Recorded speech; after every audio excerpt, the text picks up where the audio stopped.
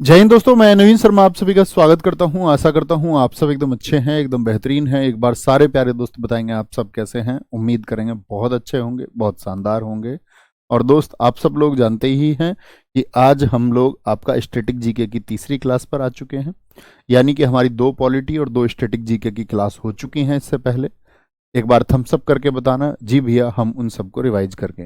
मैंने आप लोगों से कहा था वंडर सीरीज का मतलब है साथी कि एकदम से वंडर क्वेश्चन जो परीक्षाओं के लिए बहुत इंपॉर्टेंट है, निरंतर पूछे जाते हैं। हम एक अच्छा रिवीजन करेंगे। कहीं महत्वपूर्ण चीज़ें ऐसी तो नहीं है कि जिनको हम भूल गए, क्योंकि पेपर टाइम से पहले सबसे पहले ज़्यादा ज़रूरी चीज़ होती है कि आपका जो रिवीजन है वो एक अच्छा सा रिवीजन हो जाए। ये सबसे ज़्यादा ज़रूरी है, नहीं तो पढ़े लिखे का भी कोई अर्थ नहीं रहता फिर। ठीक है। चंदा रावत, प्रशांत, श्वेता वर्मा, रितु, सागर बाबा, निखिल चौहान, रवि कुमार, सारे साथियों का बहुत स्वागत है। आप लोगों को पता है 107 तक हम कर चुके थे और 108 से हमको शुरू करना था। पेन और कॉपी लेके तैयार हो जाइए, बड़े अच्छे से पढ़ना है। इम्परफेक्ट किसकी आत्मकथा है? इम्परफेक्ट राहुल द्रविड़, रवि शास्त्री, मिल्खा सिंह या इनमें से कोई नहीं? आप कहेंगे इनमें से कोई नहीं, क्योंकि इम्परफेक्ट जो किताब है वो संजय मांजरेकर की किताब है, जो पूर्व क्रिकेटर और साथ ही आपका एक कमेंटेटर भी रहे हैं। ठीक है, इनकी है संजय मांजरेकर। संजय मांजरेकर की भैया ये बुक है, संजय मांजरेकर। राहुल द्रविड़ की बात करते हैं तो राहुल द्रविड़ जी की बुक का नाम है आपका टाइमलेस स्टील। क्रिकेट की बुक्स याद हैं? अभी पूछेंगे। Timeless steel. मिल्खा सिंह की बुक का नाम है the race of my life, बहुत पूछता है एसएससी। एमटीएस तो इसका फैन है। The race of my life, the race of my life. ठीक है। अगर मैं क्रिकेट की किताबों की बात करूं तो मैं आपसे जानना चाहूंगा, मुझे बताइए आकाश चोपड़ा जो टेस्ट क्रिकेटर थे, उनकी बुक का क्या नाम है? आकाश चोपड़ा की किताब का नाम आप कहेंगे the insider. The insider, the insider. मैं आपसे पूछूं वीवीएस लक्ष्मण की बुक का क्या नाम है? VVS Laxman 281 and beyond, 281 and beyond. तीसरा, सेन वॉर्न की बुक का क्या नाम है? Shane Warne no spin, no spin. चौथा, सचिन की किताब का क्या नाम है? सचिन तेंदुलकर, सचिन जी लिख लीजिए। तो आप बोलेंगे द प्लेइंग या playing it my way, playing it my way. Saurabh Ganguly की बुक का नाम? जरूरी नहीं है आप इसको नोट करें, जिनको याद हो ना, जो आंसर दे सकते हैं उनको नोट करने की जरूरत नहीं। अगर आंसर दे पा रहे हो यानी मेमोरी में सेव है। A century is not enough, यानी कि आपको सिर्फ इतना देखना है कि आप इसका आंसर जानते हैं। नहीं, नहीं जानते हैं तो फिर नोट कीजिए। शाहिद अफरीदी, बस इतना अपने दिमाग पे कष्ट देना है कि भैया ये मुझको याद है। शाहिद अफरीदी, रिवाइव करना है उसको। शाहिद अफरीदी क्या बोलेंगे? Game changer. बस सोचने का प्रयास कीजिए, गेम चेंजर। मैं आपसे पूछूं सुरेश रैना, सुरेश रैना, तो आप बोलेंगे सुरेश रैना की बुक का नाम है आपका भैया बिलीव, बिलीव। ठीक है। मैं आपसे पूछूं और कौन हो सकते हैं इसमें? युवराज सिंह, युवराज सिंह की बुक का नाम, युवराज सिंह की बुक का नाम है the test of my life, the test of my life. Anil Kumble एक स्पिन गेंदबाज थे भारतीय क्रिकेट टीम में, अनिल कुंबले, उनकी बुक का क्या नाम है? तो आप बोलेंगे अनिल कुंबले भैया वाइड एंगल, वाइड एंगल। क्या बोलेंगे? Wide angle. बहुत बढ़िया, वाइड एंगल। ये किसकी किताबें हैं साथी? आपका क्रिकेट की बुक्स हैं। ठीक है, अगले क्वेश्चन पर चलते हैं। किस अभिनेता की आत्मकथा का नाम शीर्षक बैडमैन है? बैडमैन बुक किसकी ऑटोबायोग्राफी, ऑटोबायोग्राफी का मतलब होता है साथी उसको आदि व्यक्ति खुद लिखता है। अमरीश पुरी नहीं भैया। आशीष विद्यार्थी नहीं जी। रजा मुराद नहीं जी। गुलशन ग्रोवर की आप जानती हैं, बॉलीवुड में भैया बैड कैरेक्टर के लिए जाना जाता है गुलशन ग्रोवर को, ठीक है। तुषार कपूर की बुक का नाम बताओ। तुषार कपूर की बुक का क्या नाम है? तो आप कहेंगे the bachelor dad, the sorry the bachelor dad किसकी बुक है? वो तुषार कपूर की बुक है। मैं आपसे पूछूं इमरान हाशमी की बुक कौन सी है? इमरान हाशमी, इमरान हाशमी आप कहेंगे द किस ऑफ लाइफ, द किस ऑफ लाइफ, द किस of life. Anupam Kher, Anupam Kher your best day is today, your best day is today, ठीक है। नवाजुद्दीन सिद्दीकी, नवाजुद्दीन सिद्दीकी कौन सी बुक है? नवाजुद्दीन सिद्दीकी की an ordinary life, an ordinary life, एक साधारण जिंदगी। कभी कभी इंग्लिश नाम को हिंदी में भी दे देता है और हिंदी नाम को इंग्लिश में दे देता है। करण जौहर, करण जौहर तो खुद ही कैसा अनसूटेबल है, तो आप बोलेंगे भैया ये unsuitable, an unsuitable boy, unsuitable boy किसकी है? करण जौहर की किताब है। किसकी बुक है? जानते थे इनको? करण जौहर की किताब है, ठीक है। आगे नेक्स्ट, कथा सरित सागर एक साहित्यिक कृति मूल रूप से निम्नलिखित में से किस भाषा में रचित थी? कथा सरित सागर, देखो प्राचीन पुस्तकें जो भी हैं साथी किस भाषा में, जैसे कथा सरित सागर को किसने लिखा? सोमदेव ने लिखा, सोमदेव ने लिखा। तो प्राचीन पुस्तकें किसमें हैं? ऐतिहासिक पुस्तकें संस्कृत भाषा में रचित हैं, संस्कृत में। जैसे मैं बोलूं आपसे, कोई भी किताब हम देते हैं आपको, जैसे मैं बोलूं मुद्रा राक्षस, किसकी बुक है मुद्रा राक्षस? तो मुद्रा राक्षस आप कहेंगे भैया विशाखा दत्त की है, रिटन इन संस्कृत। या मैं आपसे अन्य कोई किताब पूछूं, मालविकाग्नि मित्रम किसकी रचना है, जरा बताएं।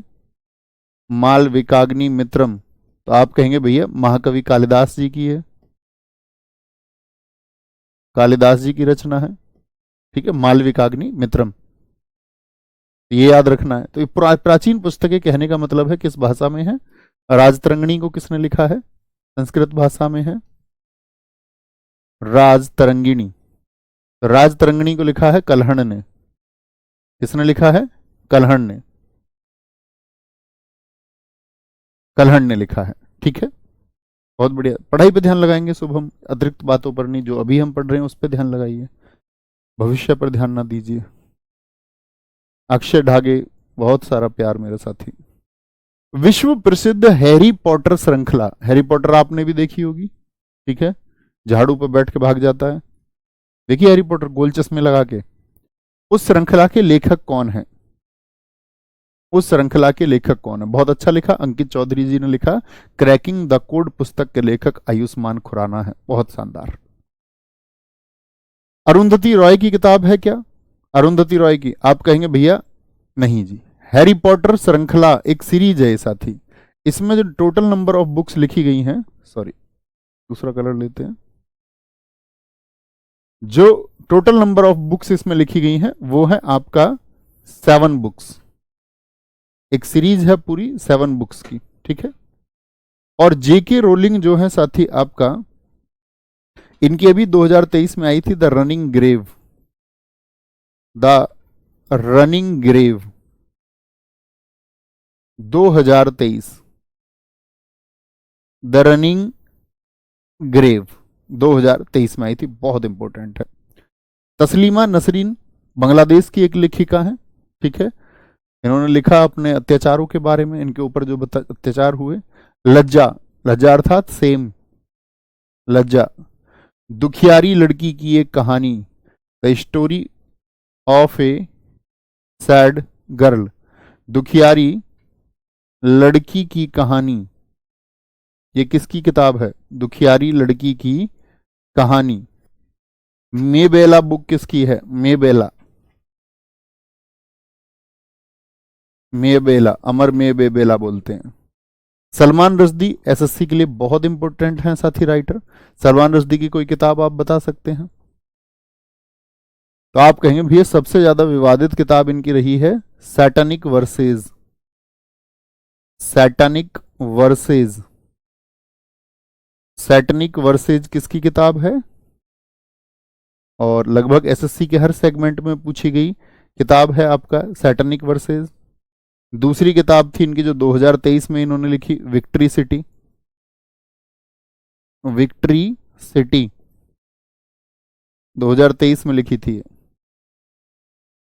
ऐसे ही इनकी एक किताब रही साथी आपका जो 2024 में बहुत चर्चित हुई, नाइफ। नाइफ 2024। मिडनाइट चिल्ड्रेन इन्हीं की है जिसके लिए इनको बुकर प्राइज मिला था। मिडनाइट चिल्ड्रेन, मिडनाइट चिल्ड्रेन 1981, इसके लिए इनको मिला था आपका बुकर पुरस्कार। ठीक है। सलमान रश्दी की ही किताब है साथी आपका the golden house. The golden house किसकी बुक है? वो भी सलमान रश्दी की बुक है, द गोल्डन हाउस। बहुत बढ़िया, रवि गौतम जी एकदम सही आंसर दिया, बहुत बढ़िया जी। अनुराग पांडे जी ने लिखा अनुरुद्धति राय की है the God of small things, छोटी चीजों का। अभी आपका पूछा गया था पीछे सीएचएसएल में, मामूली चीजों का देवता, हिंदी में दे रखा था। इंग्लिश वर्जन जिसने देखा होगा, इंग्लिश वर्जन तो उसके लिए आसान हो गया होगा। The God of small things, the God of, मामूली चीजों को क्या बोलेंगे? Small things. ये किसकी है? ये है आपका अरुंधति रॉय की। ऐसा कमाल भी कर देता है। इंडियन स्ट्रगल पुस्तक को एक बार लिख दिया उन्होंने जो सुभाष चंद्र बोस जी की है। भारतीय संघर्ष पुस्तक किसने लिखी है? ऐसे कर कभी कभार करता है, कभी कभार। सैटनिक वर्कशॉप नहीं है भैया, रोहित कुमार जी गलत लिख रहे हैं। निम्नलिखित में से किस क्रिकेटर ने straight from the heart autobiography को लिखा है? Straight from the heart, Sunil Gavaskar, Saurabh Ganguly, Sachin Tendulkar या फिर आपका कपिल देव? भैया जी कपिल देव होंगे। Saurabh Ganguly ji a century is not enough, playing it my way. और सुनील गावस्कर जी की किताब का नाम है सनी डेज। सुनील गावस्कर ने कौन सा लिखा? आपका सनी डेज, सनी डेज। ठीक है। कपिल देव जी की किताब है दोस्त आपका cricket my style, cricket my style. मुझे बताइए कौन सा वर्ल्ड कप था जो हमने जीता था और उसमें कपिल देव कैप्टन थे? तो आप क्या बोलेंगे? भैया जब हमने अपना पहला क्रिकेट का वर्ल्ड कप, आप जानते हैं हम कल स्पोर्ट्स के क्वेश्चन करने वाले हैं। मैं सारे साथियों को बता दूं कल जो क्वेश्चंस हमारे होंगे वो सिर्फ स्पोर्ट्स के क्वेश्चन होंगे, यानी बुक्स तो हमने आज ले ली, स्पोर्ट्स का क्वेश्चन मतलब खेल से संबंधित। उसमें हम क्रम से फुटबॉल को जानेंगे, क्रिकेट को, हॉकी को, बास्केटबॉल, टेनिस, उसमें क्या क्या प्रश्न बनते हैं, बहुत महत्वपूर्ण चीजों को जानेंगे। डिस्कवरी ऑफ इंडिया पुस्तक के लेखक कौन है? महात्मा गांधी। महात्मा गांधी जी की पुस्तकें जानते हैं भैया? जरा बोलना मेरे साथ में यस और no. My experiments with truth जानते हैं या नहीं जानते? सत्य के साथ मेरे प्रयोग, जी भैया जानते। हिंद स्वराज, अब हिंद स्वराज को इंग्लिश में लिख के दे देता इंडियन होम रूल। बहुत बढ़िया, सबने आंसर किया 1983, वेरी गुड। तो डिस्कवरी ऑफ इंडिया किसकी है? जवाहरलाल नेहरू। और rediscovery of India, rediscovery of India, तो आप कहेंगे भैया इसमें हम कभी कंफ्यूज नहीं होंगे, मेघनाथ देसाई की है। पूछिए भी बहुत जाती है, मेघनाथ देसाई जी की बुक है। ठीक है। इंदिरा गांधी जी की किताब कौन सी है? एटर्नल इंडिया है, माई ट्रूथ है, my truth, eternal India, eternal India. ठीक है, क्योंकि पीएम बुक्स पूछी जाती हैं। जैसे पीवी नरसिम्हा राव, मैं आपको बताता था, इनसाइडर बुक है उनकी, सरदार वल्लभ भाई पटेल। महात्मा गांधी जी के बारे में हम सब लोग जानते हैं। अच्छा, नेहरू जी की अन्य किताबें बताइए, कोई और जानता हो तो, और कौन सी है? तो इनकी है the bunch of old letters.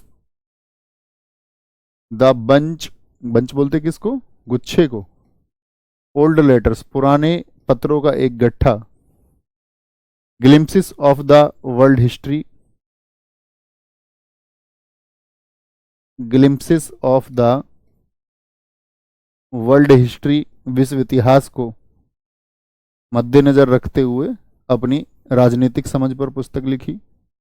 इन्हीं की पुस्तक है visit to America. Visit to America. इन्हीं की पुस्तक है हु इज भारत माता। हु इज भारत माता। प्यारे दोस्त, मेरे साथ में बोल पाते और सोच पाते हैं ना? बस उतना भर सोचना है। केरल गॉड्स ऑन कंट्री, यानी कि पुस्तक के लेखक कौन है? गॉड्स ऑन कंट्री, देश पर भगवान। शशि थरूर, जीत थाइल, सुधा मूर्ति, या फिर ठाकाजी शिवशंकरा पिल्लई? आंसर आएगा कांग्रेस लीडर शशि थरूर। बहुत शौकीन है किताबों के। और आप केरल में देखोगे, तिरुवनंतपुरम में, जहां पर इनकी लाइब्रेरी ही कम से कम 2 बीघे में है, और ना जाने कितनी हजारों किताबें लिखी हुई हैं, मतलब वहां पर रखी हुई हैं। हालांकि इन्होंने खुद भी मतलब लगभग 30 से 40 किताबों को लिखा है, लेकिन उनका मतलब पैशन है पढ़ना। शशि थरूर। शशि थरूर की बुक्स हैं साथ ही आपका PACS indica. PACS indica book के लेखक कौन है? शशि थरूर हैं। अंबेडकर ए लाइफ सबसे ज्यादा चर्चित हुई इनकी, बाबा साहेब अंबेडकर के ऊपर लिखी अंबेडकर एक लाइफ, एक सही एनालिसिस, एक सही विश्लेषण इसमें इन्होंने लिखा है। The great Indian novel. The great Indian novel. और सोचिए और कौन सी किताब हो सकती है? The great Indian novel. हाँ, एक किताब इनकी साथी आपका है why I am a Hindu. उसको लेकर के इन्होंने लिखा कि भाई क्या रिचुअल्स है, कैसे आप विशेष हैं। ठीक है। बुकलेस इन बगदाद। बुकलेस इन बगदाद। बुकलेस इन बगदाद किसकी पुस्तक है? वो शशि थरूर की पुस्तक है। ऑप्शन सी को देखिए, सुधा मूर्ति, एसएससी के लिए बहुत इंपॉर्टेंट है। बोलेंगे भैया? बहुत बढ़िया। प्रतिभा बैसला जी ने लिखा है एन एरिया ऑफ डार्कनेस, भी शशि थरूर की है जी। एन एरा, एरा एरा, ठीक है। एरिया ऑफ डार्कनेस होता तो वीएस नायपाल लिख देते, ये आपको पता है। वीएस नायपाल लिखते, फिर उसमें गलती नहीं करनी है। ओके। सुधा मूर्ति, 3000 टांके, 3000 स्टिचेस। टांके लगते हैं ना, स्टिच लगते हैं ना बॉडी पे, जैसे कुछ कट हो जाता है। डॉलर बहू। डॉलर बहू। और आपका महाश्वेता। महाश्वेता कौन है आपका? सुधा मूर्ति है। ठीक है। ऋषि सुनक की सास। निम्नलिखित में से कौन अनअकस्टम्ड अर्थ पुस्तक के लेखक हैं? अनअकस्टम्ड। झुंपा लाहिड़ी हैं, अनीता नायर हैं, अरुंधति रॉय है, या फिर शोभा डे है? कौन होगा? बताएंगे एक बार। तो अगर हम बात करते हैं अनकस्टम्ड अर्थ पुस्तक के कौन है साथी आपका, क्या बोलेंगे जी? शोभा डे, अरुंधति रॉय, अनिता नायर, या फिर झुंपा लाहिड़ी? हमारा आंसर आएगा अनकस्टम्ड अर्थ भैया, Jhumpa Lahiri. Jhumpa Lahiri the name sake के लिए सबसे ज्यादा चर्चित है। The name sake. The name sake book को interpreter of maladies, interpreter of maladies, whereabouts book किसने लिखी है? वेयर अबाउट्स बुक को किसने लिखा है? द लोलैंड बुक को किसने लिखा है? द लोलैंड बुक को किसने लिखा है? ठीक है। शोभा डे जी की एक किताब पूछी जाती है स्पीड पोस्ट। स्पीड पोस्ट के लेखक कौन है? ठीक है। आगे, ए सुटेबल बॉय उपन्यास के लेखक कौन थे? एन अनसुटेबल बॉय मैंने आपको बताया वो करण जौहर की है। बहुत बढ़िया, मुकेश पटेल जी ने बहुत अच्छा लिखा है। उन्होंने लिखा है जी ए सैल्यूट टू लाइफ, सुधा मूर्ति जी की किताब है। बहुत शानदार। बेटा पढ़ेंगे, अपना नाम बुलवाने के चक्कर में नहीं रहेंगे। आप कथा में नहीं आए हैं कि जी मेरा नाम बोल दो। Vikram Seth a suitable boy किनकी है जी? Vikram Seth. The golden gate, the golden house और गोल्डन गेट में कंफ्यूज मत हो ना। गोल्डन हाउस किसकी है? सलमान रश्दी की। लेकिन गोल्डन गेट किसकी है? वो विक्रम सेठ की है। Vikram Seth. A suitable girl,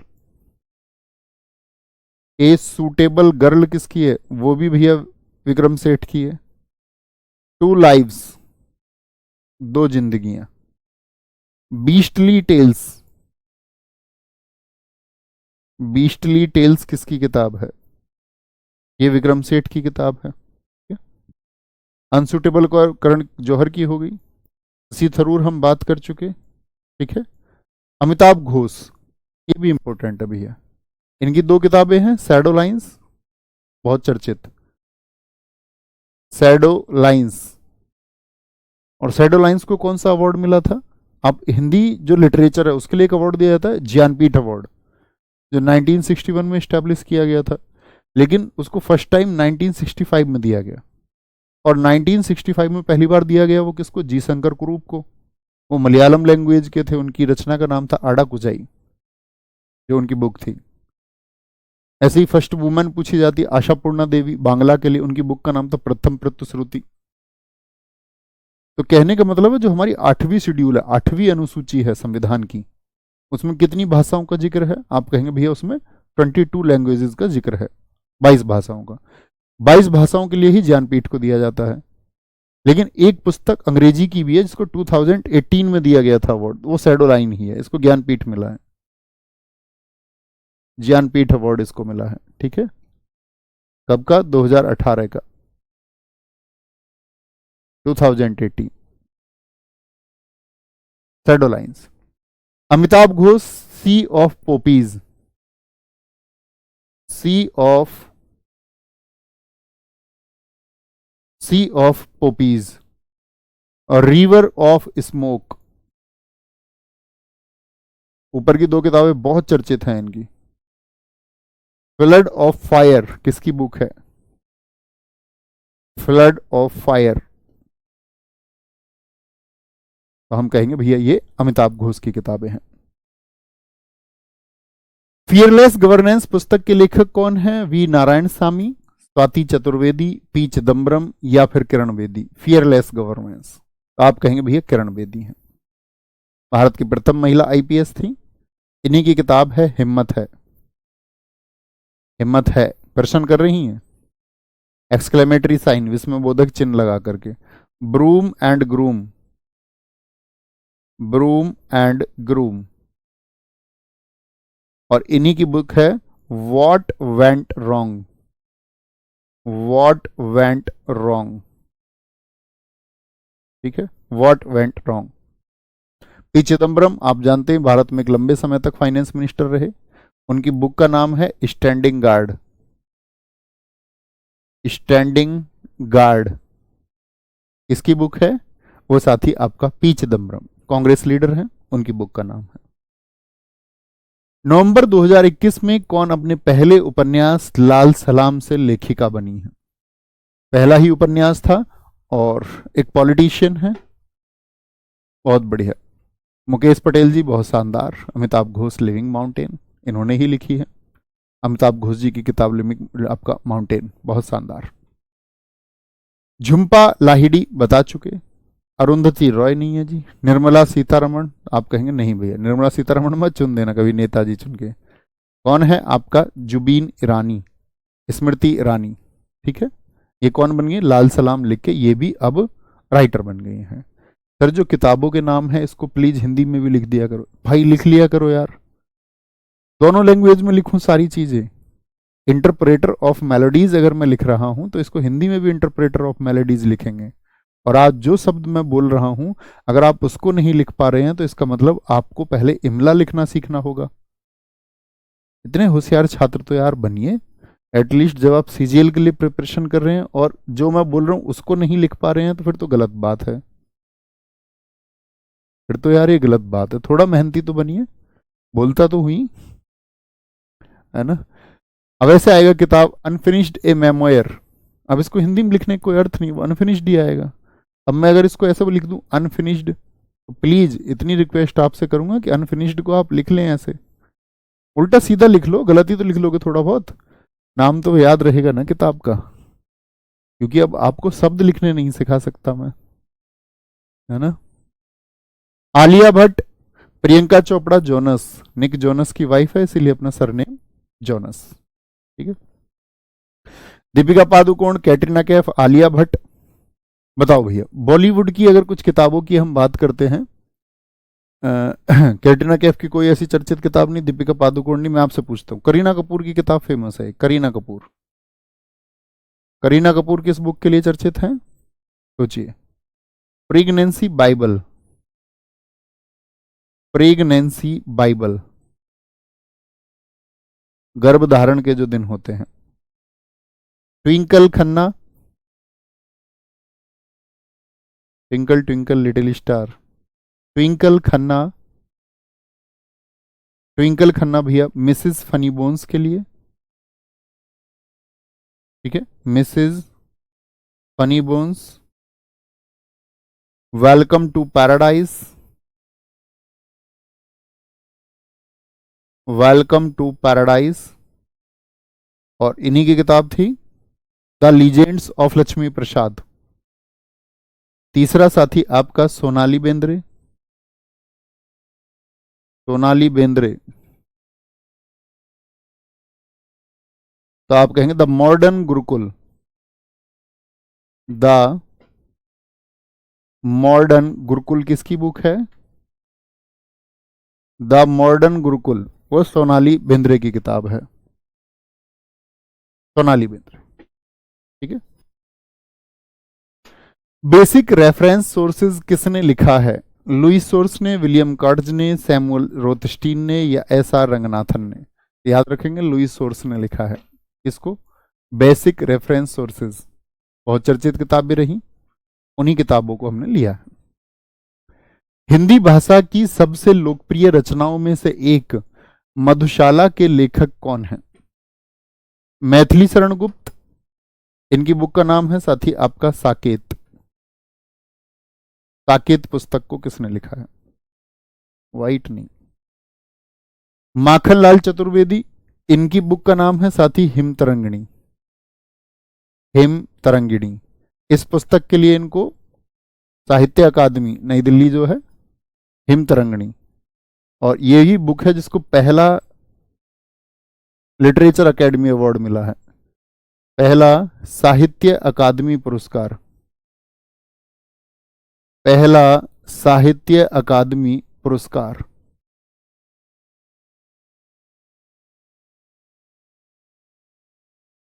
Suryakant Tripathi Nirala ji की किताब है, नहीं जी, हरिवंश राय बच्चन जी की किताब है मधुशाला। और मधु नाम से उन्होंने बहुत सारी लिखी, मधु कलश किताब को लिखा। ठीक है। और इन्हीं की किताब है हरिवंश राय बच्चन, अमिताभ बच्चन के पिताजी ने, उन्होंने सीरीज लिखनी शुरू की। पहली किताब इन्होंने लिखी थी क्या भूलूं क्या याद करूं। 4 किताबें आई थी इनकी लगातार ये, क्या भूलूं क्या याद करूं। ठीक है। एक किताब इनकी आई थी उसी में नीड का निर्माण, फिर नीड का निर्माण, फिर नीड का निर्माण, फिर। ठीक है। क्या भूलूं क्या याद करूं, नीड का निर्माण, फिर। और एक आई थी आपका इनकी किताब, हाँ वो बसेरे से दूर, बसेरे, बसेरे अर्थात घर से दूर। और एक किताब थी इनकी 10 द्वार से सोपान तक, 10 द्वार से, 10 द्वार से सोपान तक। ठीक है जी भाई साहब, 10 द्वार से सोपान तक हिंदी की किताबें थी इनकी, इसलिए हिंदी में नाम लिख रहे हैं।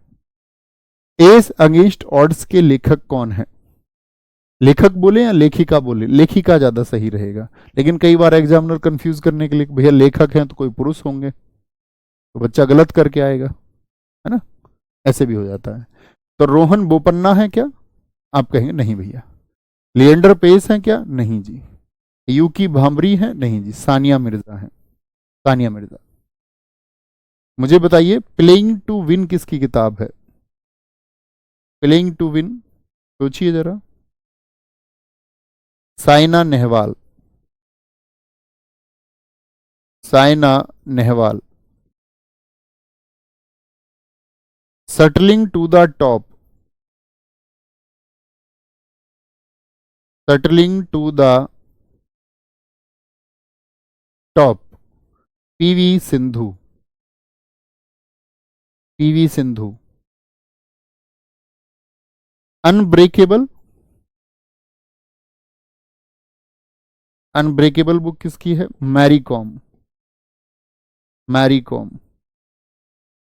एक भारतीय क्रिकेटर, उन्होंने किताब लिखी है आपका अनगार्डेड, किसकी बुक है? अनगार्डेड, भैया मिताली राज की पुस्तक है, Mithali Raj. Small wonder, the small wonder बोले, द स्मॉल वंडर। ये सब मैं इसलिए लिखता हूं कि आप लोग आंसर करें और सोचें किसकी हमने ये याद की थी, और जिसको याद नहीं है वो याद करे इनको। दीपा कर्माकर, दीपा कर्माकर। पुस्तकों और उनके लेखकों के संदर्भ में निम्नलिखित में से कौन सी जोड़ी गलत है? कौन सी जोड़ी है जो गलत है?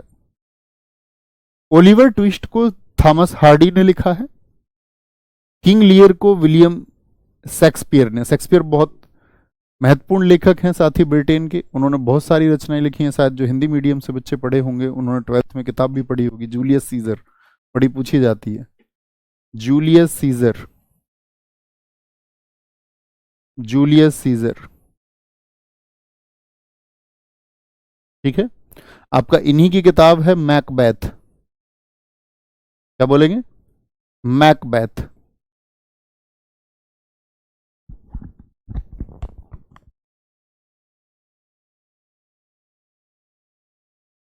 मैकबेथ हो गया। किंग लियर, किंग लियर तो दिया ही हुआ है आपका। रोमियो जूलियट दुनिया में बहुत चर्चित किताब रही है, रोमियो जूलियट। ठीक है, तो इनकी किताब तो एकदम सही लिखी हुई है। थैंक्स फॉल अपार्ट चिनुआ अजेबे की किताब है, जी हाँ। पैराडाइज लॉस्ट, ये जॉन मिल्टन की एक मोटिवेशनल बुक है, पैराडाइज लॉस्ट, बहुत बढ़िया। ओलिवर ट्विस्ट, ये क्या है? ये गलत है। वही साथियों ने लिखा भैया ये तो ओलिवर ट्विस्ट तो किसकी है? चार्ल्स डिंकिंस की है, चार्ल्स डिंकिंस, चार्ल्स डिंकिंस की बुक है। ओके, पुस्तकों सूची 1 को उनके लेखकों के साथ मिलाना, लिस्ट 1 और लिस्ट 2 को मैच करिए। War and peace, war and peace क्या लियो टॉलस्टॉय की है? ठीक है, Leo Tolstoy. War and peace, Gandhi ji इनसे बहुत प्रभावित थे, है ना, और इन्हीं की एक बुक है लियो टॉलस्टॉय की, अन्ना कैरेनिना। अन्ना कैरेनिना बुक किसकी है? तो वो किसकी है? लियो टॉलस्टॉय की है। एनिमल फॉर्म, ये जॉर्ज ओवेल की है। अभी इनकी एक साथी बुक लाइफ को रिलेटेड 1984 बुक भी किसकी है? वो भी इन्हीं की है, बहुत बिकी थी, आपने जो बुक लवर होंगे उनको पता होगा, हर जगह किताब छाई थी। No full stop in the India, तो आप क्या बोलेंगे? ये है मार्क तुली की। द फेमिस्ड रोड, ये बैन ओकरी की है, बैन ओकरी। तो बनेगा 1 2 4 3, 1 2 4 3, हाँ ऑप्शन ए में है 1 2 4 3। निम्नलिखित में से कौन सा पुस्तक लेखक सही सुमेलित है? इंडिया डिवाइडेड मौलाना आजाद की है, आप कहेंगे नहीं भैया, राजेंद्र प्रसाद जी की है। इंडिया विंस फ्रीडम, ये मौलाना आजाद की है। इंडियन स्ट्रगल, भारतीय संघर्ष, अभी मैं इसके बारे में बात ही कर रहा था आपसे। सुभाष चंद्र बोस। अनहैप्पी इंडिया, ये जवाहरलाल नेहरू जी की नहीं है। अनहैप्पी इंडिया तो किसकी है? इसको दे देता दुखद भारत, दुखी भारत, लाला लाजपत राय जी की है भैया। लाला लाजपत राय, लाला लाजपत राय जी किताब है। आर के नारायण एसएससी के फेवरेट राइटर्स में से एक हैं। अपनी कौन सी बुक के लिए फेमस है? The room on the roof, इन्हीं की किताब है। टू लीवर, इन्हीं की किताब। ए सूटेबल बॉय, इनकी किताब नहीं है। आप क्या बोलेंगे? टू लाइव्स है, टू लाइव लिव्स होना चाहिए, गलत लिख गया है, टू लाइवर्स नहीं होना चाहिए, लाइव्स। विक्रम सेठ की किताब है। तो क्या बोलेंगे? मालगुडी डेज के लिए ये बहुत चर्चित हुए, मालगुडी डेज के लिए, ठीक है।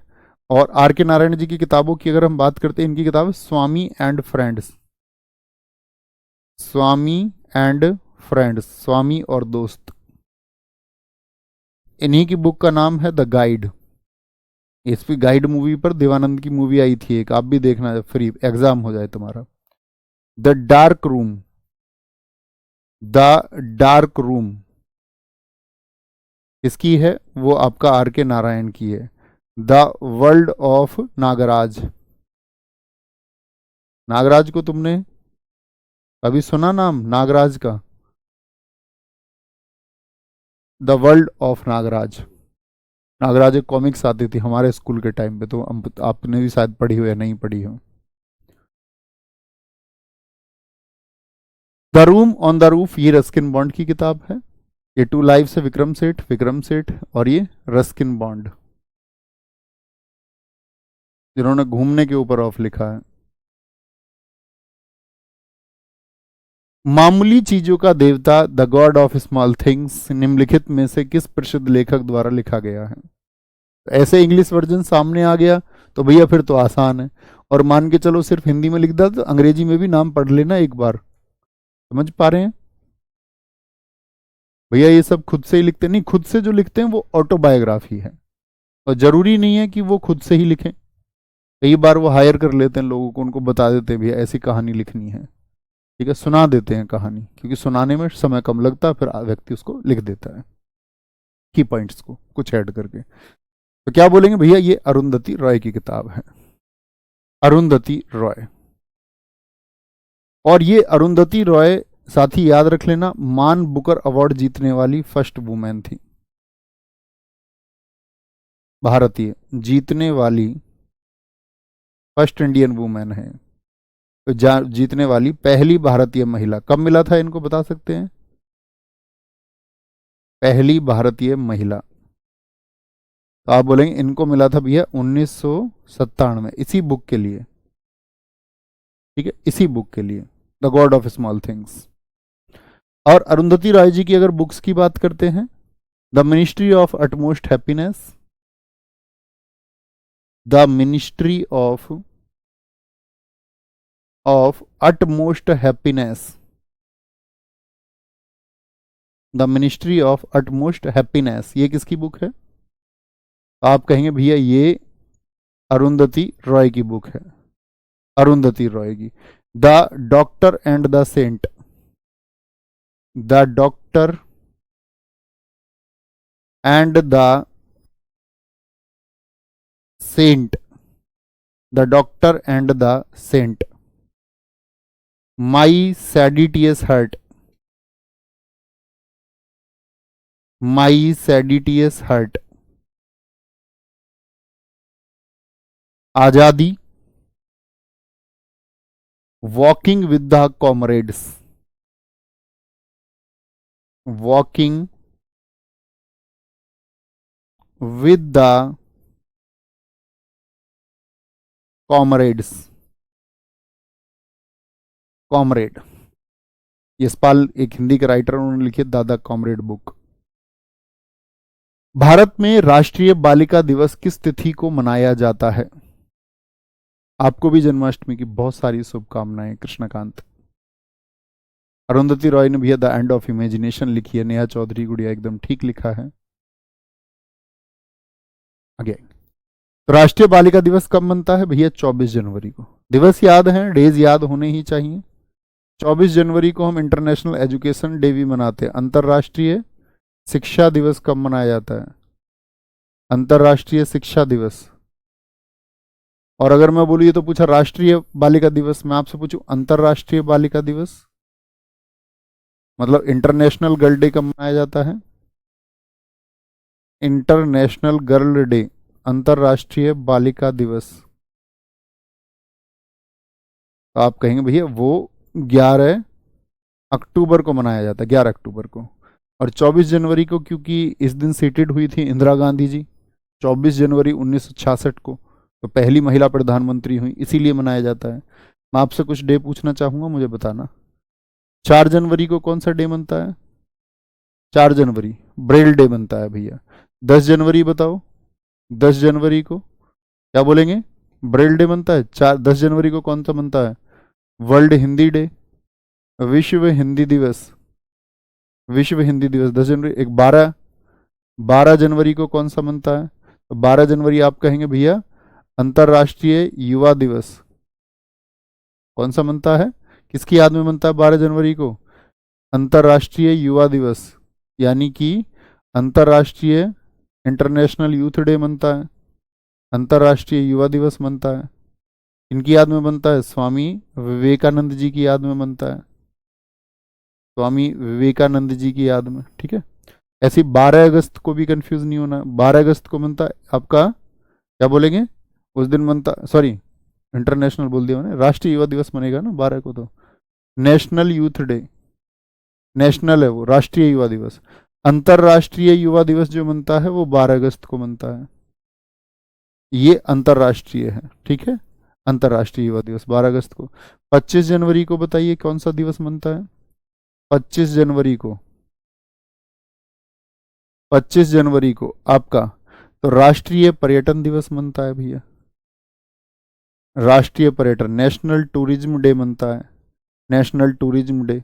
25 जनवरी को ही हम साथी, आपका मैंने पॉलिटी में भी बताया, मतदाता दिवस मनाते हैं, वोटर्स डे, मतदाता दिवस। क्यों मनाते हैं मतदाता दिवस हम 25 जनवरी को, कौन कौन बता सकते हैं आपसे? क्योंकि अभी 2 दिन पहले ही मैंने आपको बताया था, international custom duty, custom duty day कब बनता है आपका? 26 जनवरी, यानी अंतर्राष्ट्रीय सीमा शुल्क दिवस जिसको हम बोलते हैं, अंतर्राष्ट्रीय सीमा शुल्क दिवस। सारे दोस्त बताएंगे 25 जनवरी को ही वोटर्स डे क्यों, मतदाता दिवस क्यों?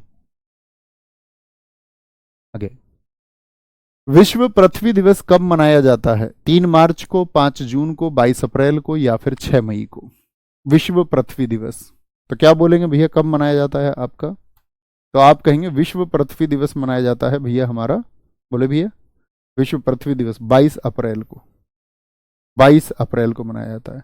22 मार्च को कौन सा डे बनता है? ये भी इंपॉर्टेंट है। या मैं बोलूँ 22 मई को कौन सा डे बनता है, वो भी इंपॉर्टेंट है। तो 22 मार्च को बनता है आपका अंतर्राष्ट्रीय जल दिवस, इंटरनेशनल वाटर डे, ठीक है। और 22 मई को बनता है आपका अंतर्राष्ट्रीय जैव विविधता, international biodiversity day, biodiversity day. 22 मई की बात में हम बात करते हैं, 22 जून को कौन सा डे बनता है? 22 जून को बनता है international rain forest day, rain forest day, वर्षावन दिवस। अगर हम बात करें 22 जुलाई को बनता है आपका national flag day, national flag day, क्योंकि 22 जुलाई को उसको एक्सेप्ट किया गया था, ठीक है। जुलाई हो गया, और आपका अगस्त, 22 में तो कुछ आता नहीं। हाँ, एक आता 22 अक्टूबर, 22 अक्टूबर को कौन सा डे बनता है? 22 अक्टूबर को बनता है इंटरनेशनल हकलाना जागरूकता, हकलाना जागरूकता दिवस। हकलाते हैं जो लोग, समझते हैं बोलने में फंबलिंग हो जाती है, हकलाना जागरूकता दिवस वो 22 अक्टूबर को बनता है। हकलाना जागरूकता मतलब आपका साथी, अगर बात करें स्टटरिंग, ठीक है, STUTTER, हाँ ठीक है, stuttering awareness day, stuttering awareness day मनाया जाता है। ठीक है, बहुत बढ़िया।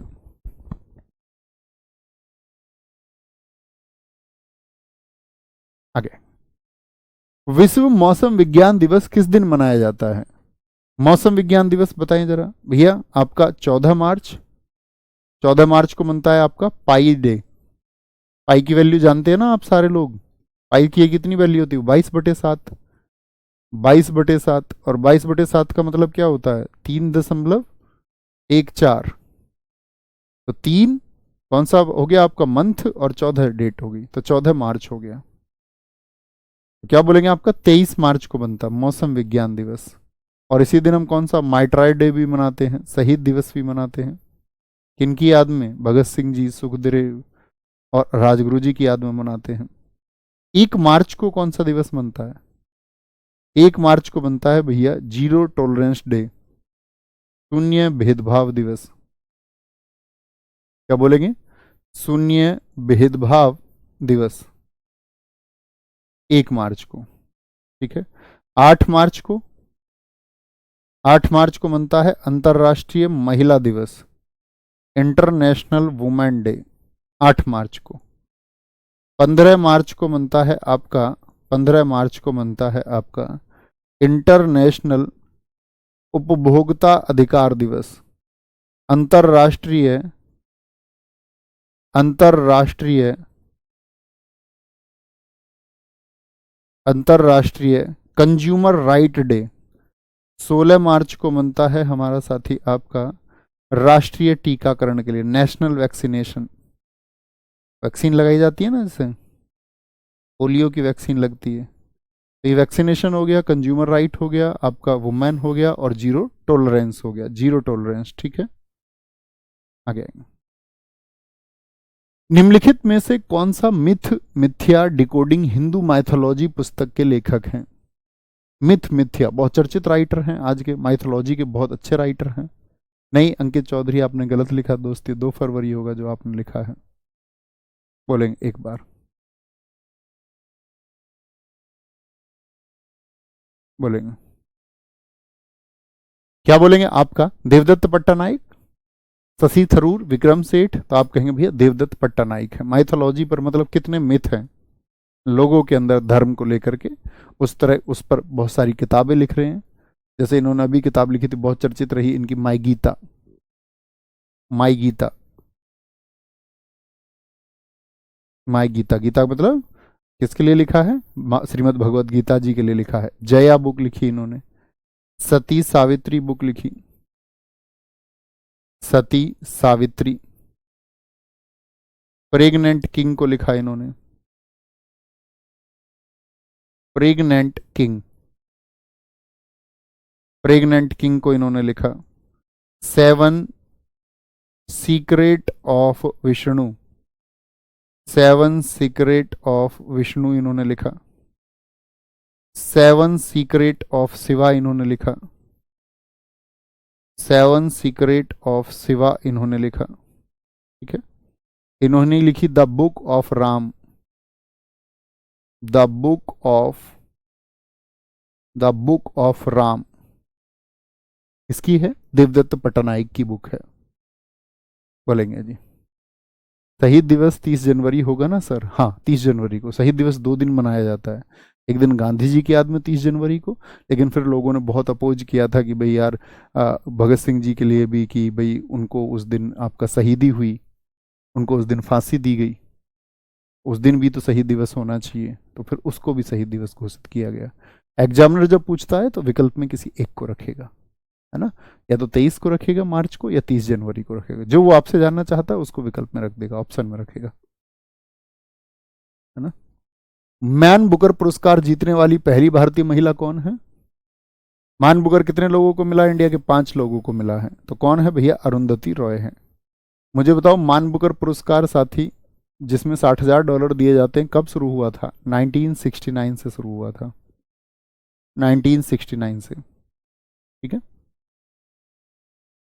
कौन सा उपन्यास है जो अंतर्राष्ट्रीय बुकर पुरस्कार, अब देखो बुकर तो अलग है, बुकर को तो हम मान बुकर कहते हैं, वो 1969 में शुरू हुआ, ठीक है।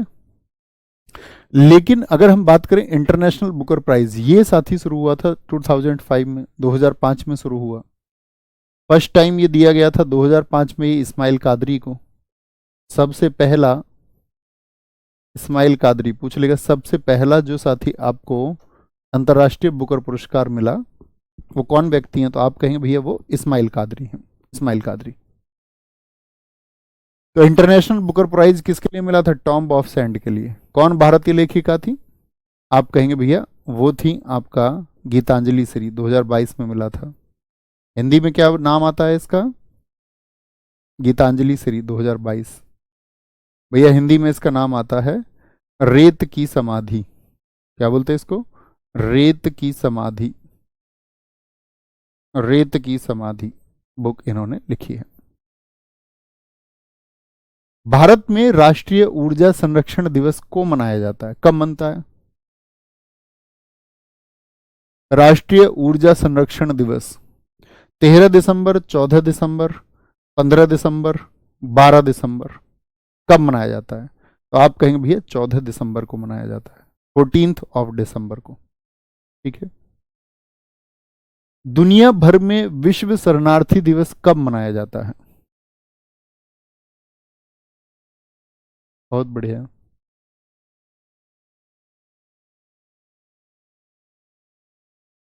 बताएंगे जी।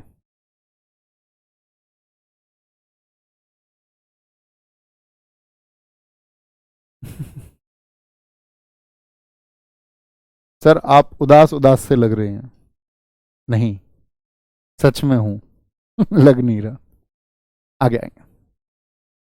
चंद्र प्रकाश कुशवाहा, बहुत शानदार।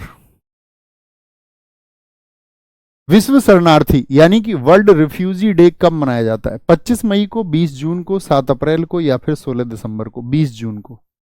20 जून, ठीक है। 7 अप्रैल बहुत इंपॉर्टेंट है। अंतरराष्ट्रीय हेल्थ डे, अंतरराष्ट्रीय स्वास्थ्य दिवस, अंतरराष्ट्रीय स्वास्थ्य दिवस। क्योंकि इस दिन क्या हुआ था? 7 अप्रैल 1948 को WHO को एस्टेब्लिश किया गया। इंपॉर्टेंट है बहुत, ये याद रखना है ना। Okay, next. सुशासन दिवस जो भारत के पूर्व प्रधानमंत्री अटल बिहारी वाजपेयी, आवाज आ रही है आप लोगों को? एक बार बताएंगे।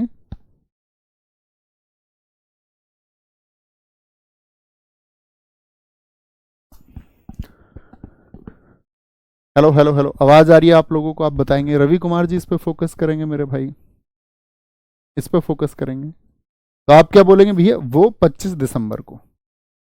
और सुशासन दिवस को ही हम क्या बोलते हैं इंग्लिश में? Good governance day. तो कई बार तो हिंदी का नाम भी नहीं देता, वहां ही सीधे लिख देगा गुड गवर्नेंस डे, ठीक है। बहुत इंपॉर्टेंट है ये, गुड गवर्नेंस डे। राष्ट्रीय शिक्षा दिवस प्रत्येक वर्ष कब मनाया जाता है? बोलेंगे जी। शिक्षा दिवस, नेशनल एजुकेशन डे। 1 मिनट देंगे मुझे बस।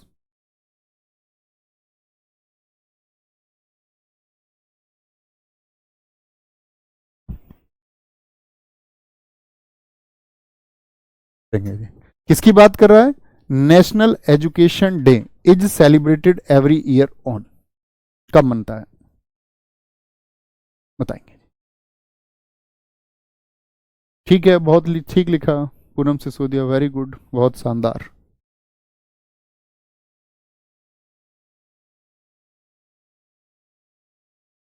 बोलेंगे जी। तो क्या बोलेंगे? 11 नवंबर को भैया मनता है, एकदम सही है। 5 सितंबर को हम कौन सा दिवस मनाते हैं? 5 सितंबर को हम मनाते हैं राष्ट्रीय शिक्षक दिवस, नेशनल टीचर्स डे, राष्ट्रीय शिक्षक दिवस, ठीक है। 5 अक्टूबर को, 5 अक्टूबर को हम मनाते हैं अंतरराष्ट्रीय शिक्षक दिवस, इंटरनेशनल टीचर्स डे। और साथ ही 15 अक्टूबर को, 15 अक्टूबर को मनाते हैं इंटरनेशनल स्टूडेंट डे, अंतरराष्ट्रीय विद्यार्थी दिवस मनाया जाता है, विद्यार्थी दिवस। अंतर्राष्ट्रीय युवा दिवस हर वर्ष किस दिन मनाया जाता है? 10 अगस्त, 11 अगस्त या फिर 12 अगस्त को? तो आप बोलेंगे भैया 12 अगस्त को मनाया जाता है। कब? 12 अगस्त को। ठीक है। अच्छा, 7 अगस्त को क्या मनाया जाता है? राष्ट्रीय हथकरघा, नेशनल हैंडलूम। हथकरघा समझ रहे हैं? हाथ से बनता है हथकरघा, हाथ से बनी हुई चीज है, यानी हैंडलूम है जो, जैसे हाथ से बनी हुई साड़ियां हो गई। हथकरघा दिवस। और इसी दिन पिछली बार आपका गोल्ड मेडल जीता था किसने? नीरज चोपड़ा जी ने, 2020 के टोक्यो ओलंपिक में, जो 2021 में हुए थे। तो इसी दिन बना आपका जावलिन थ्रो डे, भाला फेंक दिवस। भाला फेंक दिवस किस दिन मनाया जाता है? वो भी 7 अगस्त को मनाया जाता है। 10 अगस्त को दोस्त आपका, 10 अगस्त को मनता है अंतर्राष्ट्रीय हाथी दिवस, यानी कि इंटरनेशनल एलिफेंट डे। 13 अगस्त को, बहुत इंपॉर्टेंट है, अंतर्राष्ट्रीय अंगदान दिवस। अंगदान का मतलब बॉडी पार्ट को डोनेट कर देना, organ donation day. Organ donation day कब मनाया जाता है? वो मनता है 13 अगस्त को। ठीक है। 19 अगस्त को, 19 अगस्त को दोस्त आपका, 19 अगस्त को मनता है अंतर्राष्ट्रीय संस्कृत दिवस, जिस दिन फोटोग्राफी डे भी मनता है इसी दिन ही, संस्कृत दिवस। और इसी दिन मनता है आपका अंतर्राष्ट्रीय, INT मतलब इंटरनेशनल है, ठीक है, photography day, international photography day. और 29 अगस्त को मेजर ध्यानचंद जी की याद में कौन सा दिवस मनाते हैं हम? आप बोलेंगे भैया राष्ट्रीय खेल दिवस। राष्ट्रीय खेल दिवस। कितने लोग बता सकते हैं कि मेजर ध्यानचंद जी, जिनको हॉकी का जादूगर कहा जाता है, जो 1936 में हॉकी टीम के कैप्टन भी रहे थे जब हमारी टीम गोल्ड जीत के आई थी ओलंपिक में, आप मुझे बताइए कि जो मेजर ध्यानचंद हैं उनका जन्म कहां पर हुआ था? बहुत बढ़िया। बोलेंगे भाई कोई दिक्कत कोई परेशानी? कोई दिक्कत कोई परेशानी? बोलेंगे एक बार। सॉरी, यहां पर देखेंगे एक बार। Sorry sorry sorry sorry sorry sorry 12 अगस्त इंटरनेशनल हाथी दिवस। 12 अगस्त शेर दिवस मैं आपको बताना चाह रहा था, 10 अगस्त को। ये गलत लिख दिया मैंने, अभी मैंने आपको बताया था। 10 अगस्त को बनता है आपका इंटरनेशनल लॉयन डे, अंतरराष्ट्रीय शेर दिवस। यहां पर इसको लिख लेंगे दोस्त, अंतरराष्ट्रीय शेर दिवस। ठीक है। अच्छा, एक बाघ दिवस भी, वो कब मनता है? वो 29 जुलाई को मनता है बाघ दिवस, वो 29 जुलाई को है ना? देख लिया इसको? करेक्ट कर चुके हैं इसको? जी भैया।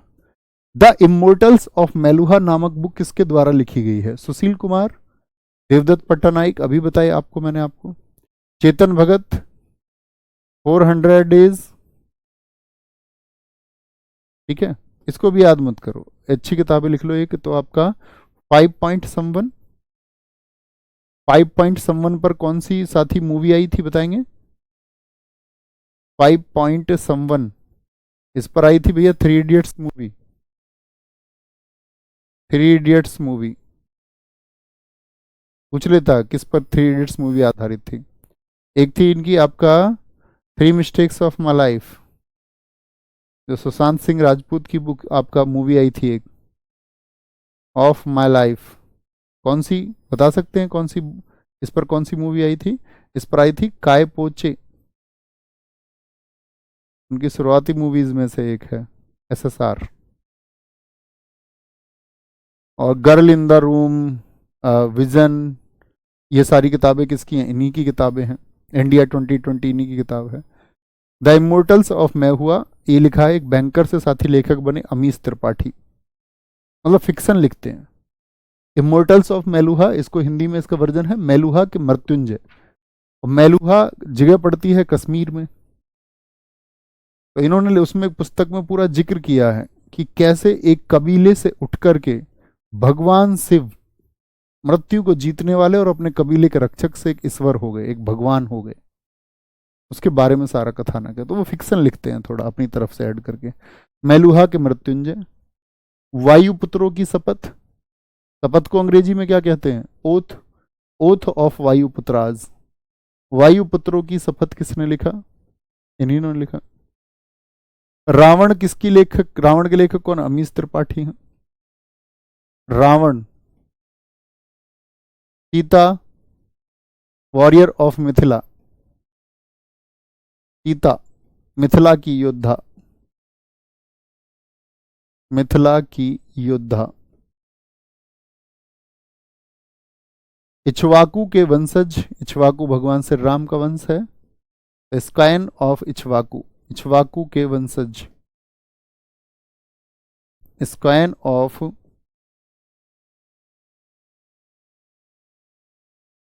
इक्ष्वाकु, ठीक है। अच्छा, स्कायन ऑफ इक्ष्वाकु, इक्ष्वाकु के वंशज हो गए। और आपका legends of Suhel Dev, legends of Suhel Dev. और एक लिखी इन्होंने द सीक्रेट ऑफ नागाज, जो ये नागा बाबा हैं इनका रहस्य, the secret of Nagas. Naga जानते हो ना, कुछ भी खा लेते हैं। नागा ये मानते हैं कि ईश्वर का रूप बच्चा है, और ईश्वर का रूप बच्चा है तो बच्चा किसी में अंतर नहीं देखता। उसको नहीं पता दुनिया में क्या ईर्ष्या है, क्या क्रोध है, क्या प्यार है, क्या खाना है, क्या नहीं खाना है। बच्चे को ना समझाओ तो पोटी खा जाए।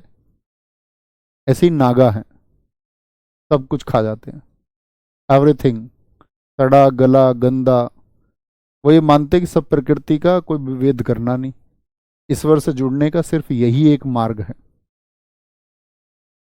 पूरी दुनिया से अपना ध्यान हटा के बस सब कुछ बराबर है, कुछ गंदा कुछ खराब नहीं है, कुछ अच्छा बुरा सब एक जैसा है। तो द सीक्रेट ऑफ नागाज, नागाओं का रहस्य।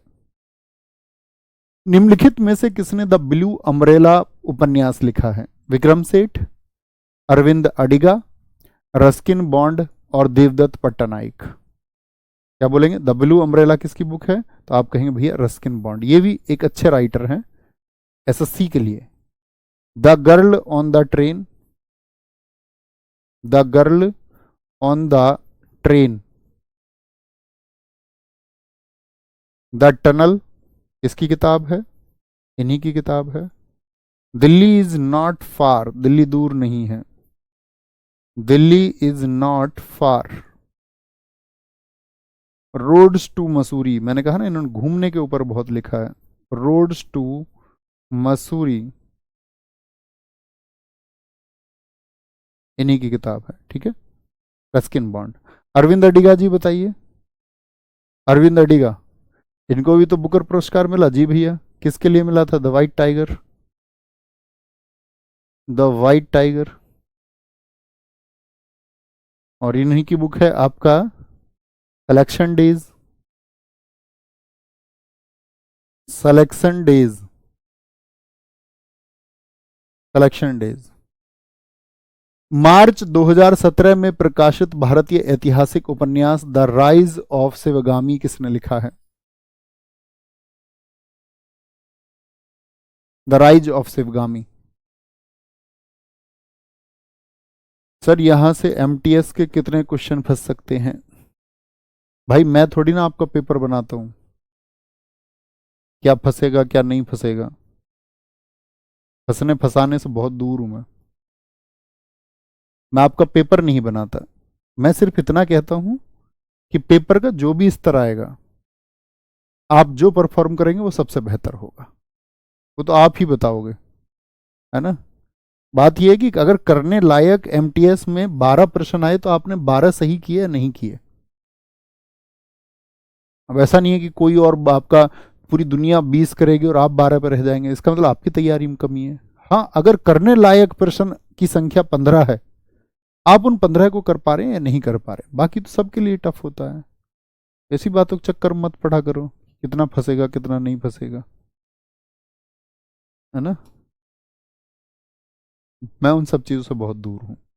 द राइज ऑफ सेगामी किसने लिखा है? आनंद नीलकंठन, अरुंधति रॉय, अमीश त्रिपाठी या फिर देवदत्त पटनायक? आनंद नीलकंठन की बुक है। राइज ऑफ शिवगामी, बहुत महत्वपूर्ण किताब है। निम्नलिखित में से किसने 2001 में भारत रत्न प्राप्त किया? भारत रत्न आप जानते हैं भारत का सबसे बड़ा पुरस्कार है। नहीं भैया, बाहुबली वाली शिवगामी नहीं है। 2001 में भारत रत्न प्राप्त किया, जो भारत का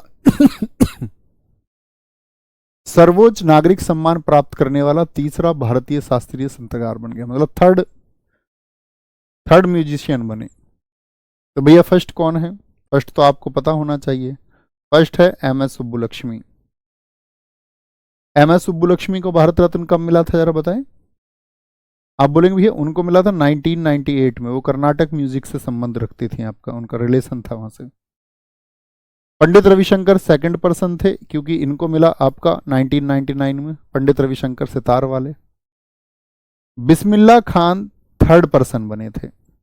बिस्मिल्लाह खान जी को कब मिला था? लता मंगेशकर जी के साथ में 2001 में। इनका किस वाद्य यंत्र से संबंध है? 2001 में किसको मिला? लता मंगेशकर। अच्छा, यहां पर एक बात बताइए कि भैया बिस्मिल्लाह खान जी का संबंध किससे है, तो आप कहेंगे किस म्यूजिकल इंस्ट्रूमेंट से? तो वो आपका सहनाई से, फ्लैगोट से रिलेटेड है। इससे सहनाई से संबंधित है, सहनाई से। बहुत बढ़िया, बिस्मिल्लाह खान एकदम सही आंसर आया सबका। भारत रत्न जानते हो ना, 1954 में शुरू हुए, शुरुआत में आपका सर्वपल्ली राधाकृष्णन को दिया गया, आपका सीवी रमन को दिया गया। गांधी जी के समधी, गांधी जी के समधी कौन थे इनको सबसे पहले भारत रत्न दिया गया, बताएं। ठीक, आप बोलेंगे फटाफट से। चक्रवर्ती राजगोपालाचारी, गांधी जी के समधी हैं वो। ऐसे ही जैसे मरणोपरांत सबसे पहले किसको दिया गया? लाल बहादुर शास्त्री जी को दिया गया, है ना। कब दिया गया था उनको? 1966 में दिया गया। पहली महिला कौन है 1971 में? वो इंदिरा गांधी हैं भैया। तो ये भी इंपॉर्टेंट क्वेश्चन बनता है। जो पहले विदेशी कौन है? खान अब्दुल गफ्फार खान है, जिनको फ्रंटियर या सीमांत गांधी बोलते, 1987 में। दूसरे विदेशी कौन है? वो नेल्सन मंडेला है, 1990 में। बाबा साहेब भीमराव अम्बेडकर जी को कब मिला था, जरा बताएं। तो आप बोलेंगे बाबा साहब को मिला जी आपका 1990 में, जब नेल्सन मंडेला को मिला। एपीजे अब्दुल कलाम जी को कब मिला था? तो आप कहेंगे 1997 में मिला जी। फिर एम.एस. सुब्बुलक्ष्मी 1998, रविशंकर 1999, 2001 सबसे इंपॉर्टेंट है क्योंकि लता मंगेशकर, बिस्मिल्लाह खान है। 2008 कौन है? 2008 में आपका 2008 में मिला था किसको? पंडित भीमसेन को। वो भी इंपॉर्टेंट है। अभी रिसेंट वाले आप जानते ही होंगे, है ना। तो भारत रत्न पुरस्कार से इनकार किसने कर दिया था? तो नेल्सन मंडेला ने इनकार कर दिया? नहीं जी, 1990 में इनको मिला, अभी मैंने आपको बताया। मदर टेरेसा 1979 में इनको नोबेल मिला। अगले साल भारत सरकार ने इनको आपका प्रथम विदेशी या विदेशी क्या भारतीय नागरिकता इन्होंने एक्सेप्ट कर ली थी। दूसरी महिला कह सकते हैं, दूसरी महिला इंदिरा गांधी जी के बाद में। अबुल कलाम आजाद जी थे जिन्होंने मना कर दिया था 1992 में, फिर इनको दिया गया। क्यों भैया मना कर दिया? तो क्यों दिया गया फिर, जानते हैं ना इस बात को? क्योंकि ये उस कमेटी का हिस्सा थे, भारत रत्न का चुनाव करने वाली। तो उन्होंने कहा यार मैं इस कमेटी का हिस्सा हूं, तो लोग कहेंगे इसने तो जानबूझ के अपने नाम की सिफारिश कर ली होगी। तो उन्होंने कहा नहीं, मैं एक्सेप्ट नहीं करूंगा। तो उनको मरणोपरांत दिया गया, पोस्ट्यूमसली, यानी कि मरने के बाद में, जब वो नहीं रहे। खान अब्दुल गफ्फार खान 1987, 1987 प्रथम विदेशी हैं, प्रथम विदेशी, प्रथम विदेशी, प्रथम विदेशी। निम्नलिखित में से भारतीय नोबेल पुरस्कार विजेताओं का कालानुक्रमिक क्रम में व्यवस्था कीजिए। जानते हैं नोबेल पुरस्कार किन की याद में? डायनामाइट की खोज की उन्होंने Alfred Bernard Nobel, Alfred Bernard Nobel की याद में दिया जाता है, ठीक है। अल्फ्रेड बर्नार्ड नोबेल की याद में दिया जाता है। सर पीवी सिंधु का पूरा नाम क्या है? पीवी सिंधु का पूरा नाम, वी से तो वेंकटेश है,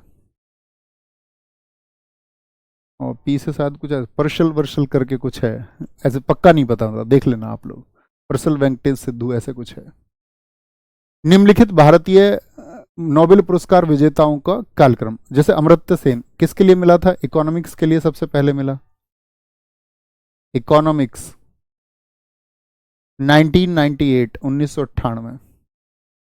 मदर टेरेसा को कब मिला था? 1979, सोशल सर्विस के लिए। रविन्द्रनाथ टैगोर फर्स्ट इंडियन और एशियन बने, कब मिला था रविन्द्रनाथ टैगोर जी को बताना? फर्स्ट इंडियन और एशियन इनको मिला था भैया 1913 में, सबसे पहले हैं भारत के। किस फील्ड के लिए मिला था? साहित्य के लिए मिला था, लिटरेचर के लिए। कौन सी बुक थी? गीतांजलि बुक, गीतांजलि बुक के लिए, ठीक है। वेंकट रमन रामाकृष्णन की अगर हम बात करें, इनको कब मिला था ये आपको बताना है। सीवी रमन को कब मिला? सीवी रमन आपका सेकंड पर्सन है फिजिक्स से। अगर पूछ ले फिजिक्स में सबसे पहला नोबेल या साइंस में सबसे पहला नोबेल किसको मिला, तो इन्हीं को मिला आपका 1930 में। और वेंकट रमन रामाकृष्णन इनको मिला साथी आपका 2009 में। तो क्या बताना है आपका? क्रम बताना है एक, देखेंगे। तो क्रम का मतलब जो सबसे पहले का पूछना चाह रहा होगा, हाँ, ऑप्शन 3 से शुरुआत की है। तो क्रम सबसे पहले तो हो गए रविन्द्रनाथ टैगोर, और फिर हो गए आपका सीवी रमन हो जाएंगे, तो 3-5। और सीवी रमन के बाद में कौन होंगे आपका साथी? Mother Teresa, 3-5-2। तो 3-5-2 दो ऑप्शन में है, चौथे पर भी चलें फिर आपका साथी क्या बोलेंगे आप? 3, सॉरी 3 हो गया, 5 हो गया, और फिर आपका 3-5 के बाद में 1930 के बाद में कौन है? 2-1, 3-5-2-1, और फिर 4 आ जाएगा सबसे लास्ट में, 3-5-2-1-4। ऑप्शन ए एकदम से सही होगा, ठीक है। आगे ये पता होना चाहिए, कैलाश सत्यार्थी जी को 2014 में मिला बचपन बचाओ आंदोलन के लिए। रमन मैग्सेसे पुरस्कार किस देश द्वारा प्रदत्त किया जाता है? चंद्रशेखर वेंकट रमन, अभिषेक जी। सर सीवी रमन का पूरा नाम, अब तुम सबके नाम पूरे पूछने लग जाओगे। चंद्रशेखर वेंकट रमन, है ना। पीटी उषा का पूरा नाम पूछने लग जाओगे फिर, प्रवल्ली कांति टेक परमिल उषा। हम बचपन में याद करते थे इनको, छठी 7वीं क्लास में। एपीजे अब्दुल कलाम जी का पूरा नाम अबुल पाकिर जैनुद्दीन अब्दुल कलाम। सर्च कर लिया करो, उसके उसमें कुछ रखा नहीं है पूरा नाम जानने में। जानना ही है तो सर्च कर लिया करो, यहाँ मत लिखा करो, है ना। सर बताए तो सही, उदास क्यों है? और बताने से सॉल्यूशन नहीं है, अब कुछ और सुना आपका ढूंढना पड़ेगा। मतलब मैं रात सो नहीं पाया, और सो नहीं पाया का मतलब है, मतलब हद से ज़्यादा एक चिंता होती है ना अपनी पूरी लाइफ में, सबसे ज़्यादा पिछली रात हुई। क्यों हुई, कैसे हुई, जब तक रोक पाऊंगा, नहीं बोल पाऊंगा कि क्या कारण है, तब तक रोक के रख रहा हूं। नहीं अंदर घुट पाएंगी तो फिर बोलूंगा, ठीक है। इस मतलब एजुकेशन वर्ल्ड से रिलेटेड है, लोग कुछ भी बोल रहे हैं, कुछ भी। अपन लोगों ने एक बात सीखी यार, झूठ बोलना आता नहीं, कि झूठ बोलना पड़े तो सोच रहे हैं कि ठीक है चीजें हो जाती हैं। कहते हैं झूठ को 100 बार कोई पेश कर दे तो शायद झूठ भी सच लगने लग जाता है। तो उस तरह की चीजें चल रही हैं। लोगों को मतलब कहते हैं ना कि किसी की तरक्की और कामयाबी से ईर्ष्या पैदा होती है, तो हम तो हमेशा सबके साथ रहे, हर एक एंगल पर हमेशा सबको सपोर्ट किया, सबका साथ हमेशा, ऑलवेज। फिर मुझे याद आती है वो कहानी, मैं बच्चों को सुनाता था, पिछले साल सुनाई मैंने हिस्ट्री में। एक भोला वाला किसान अपनी बकरी लेकर जा रहा था, 4 ठगों ने योजना बनाई। पहले ठग ने कहा कि चाचा ये कुत्ता कहाँ ले जाते हो? उसने कहा पागल है तू, बकरी है दिखती नहीं है। दूसरा आया, वो कहीं और खड़ा हुआ था, उसने बताया कि चाचा ये कुत्ता कहाँ लेके जा रहे हो? उसने कहा पागल है तू, बकरी है ये दिखती नहीं है। तीसरा ठग आया,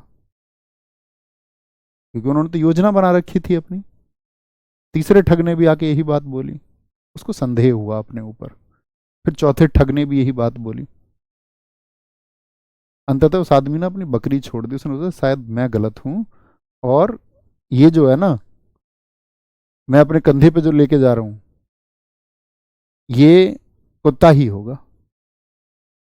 और उन सब की योजना सफल हो गई। तो ऐसा है। मैं बस मतलब बहुत कम किसी को मैं अपोज नहीं करना चाहता, मैं किसी का विरोध नहीं करना चाहता, लेकिन मैं बोलूंगा तो मैं प्रूफ के साथ बोलता हूँ, और बोलूंगा तो फिर कसम से धज्जियां उड़ा दूंगा। वही है, मैं खुद को रोके रख रहा हूँ, इतना ठीक है। आगे आएंगे। रमन मैग्सेसे पुरस्कार किस देश द्वारा प्रदत्त किया जाता है? रमन मैग्सेसे, ये फिलीपींस के राष्ट्रपति थे तीसरे रमन मैग्सेसे, उनकी याद में फिलीपींस की गवर्नमेंट ही इसको देती है। और सबसे पहली बार ये दिया गया था किसको? 1957 में एक भारतीय थे, विनोबा भावे। उनके बाद में फिर सीडी देशमुख जी को दिया गया। ठीक है, Vinoba Bhave. Raman Magsaysay, Malaysia, Indonesia, Philippines या थाईलैंड? तो क्या बोलेंगे भैया? फिलीपींस की सरकार। तीसरे राष्ट्रपति थे इनके रमन मैग्सेसे, याद रख लेना। निम्नलिखित में से कौन ग्रैमी पुरस्कार जीतने वाली पहली भारतीय महिला संगीतकार थी? ग्रैमी, ग्रैमी, ग्रैमी को हम बोलते हैं ग्रामोफोन अवार्ड। ठीक है, ग्रामोफोन अवार्ड। और ग्रामोफोन अवार्ड जो होता है साथी आपका, इसकी शुरुआत हुई थी, इसकी शुरुआत हुई थी आपका कब? 1959 में। और इसको हम बोलते हैं संगीत का नोबेल, नोबेल ऑफ म्यूजिक, संगीत का नोबेल, संगीत का नोबेल। ठीक है, 1959। तो कौन पहली महिला है? वो है तन्वी साहा। 2010 में इनको मिला था भैया, 2010 में, 2010 में।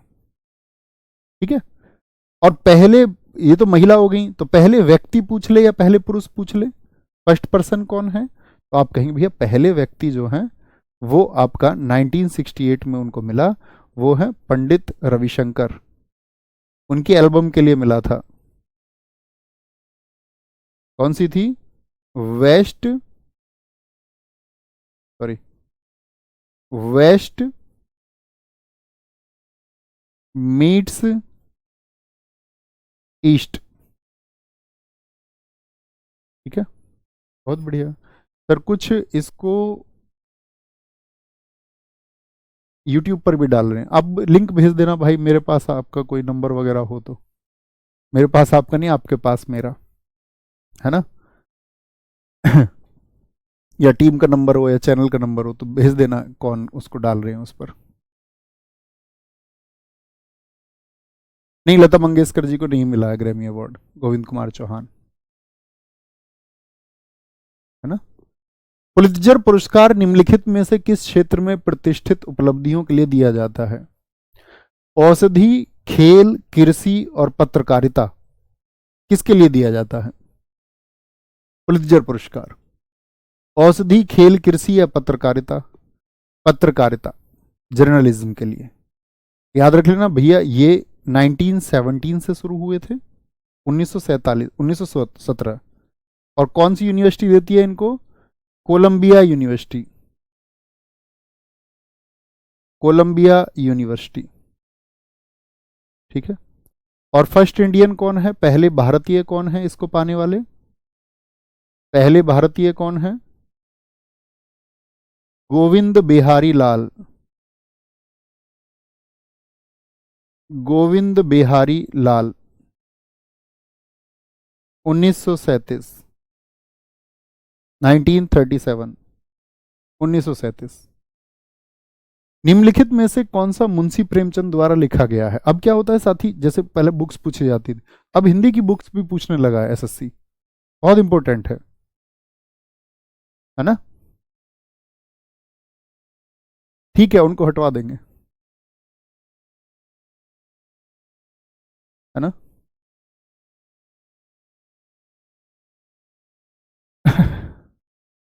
कौन सा मुंशी प्रेमचंद द्वारा? चिदम्बरा किनका है साथी? चिदम्बरा आपका सुमित्रा नंदन पंत, सुमित्रा नंदन पंत, सुमित्रा नंदन पंत, 1968, 1968। और ये पहली हिंदी की राइटर बनी ऐसी जिनको ज्ञानपीठ अवार्ड मिला था हिंदी लिटरेचर के लिए। हिंदी की राइटर बनी नहीं, सॉरी बने, ये क्योंकि पुरुष हैं इनके नाम से लगता, सुमित्रा नंदन। पहली महिला महादेवी वर्मा है, वो यामा के लिए, उनको 1982 में मिला था, यामा के लिए। ये कौन है?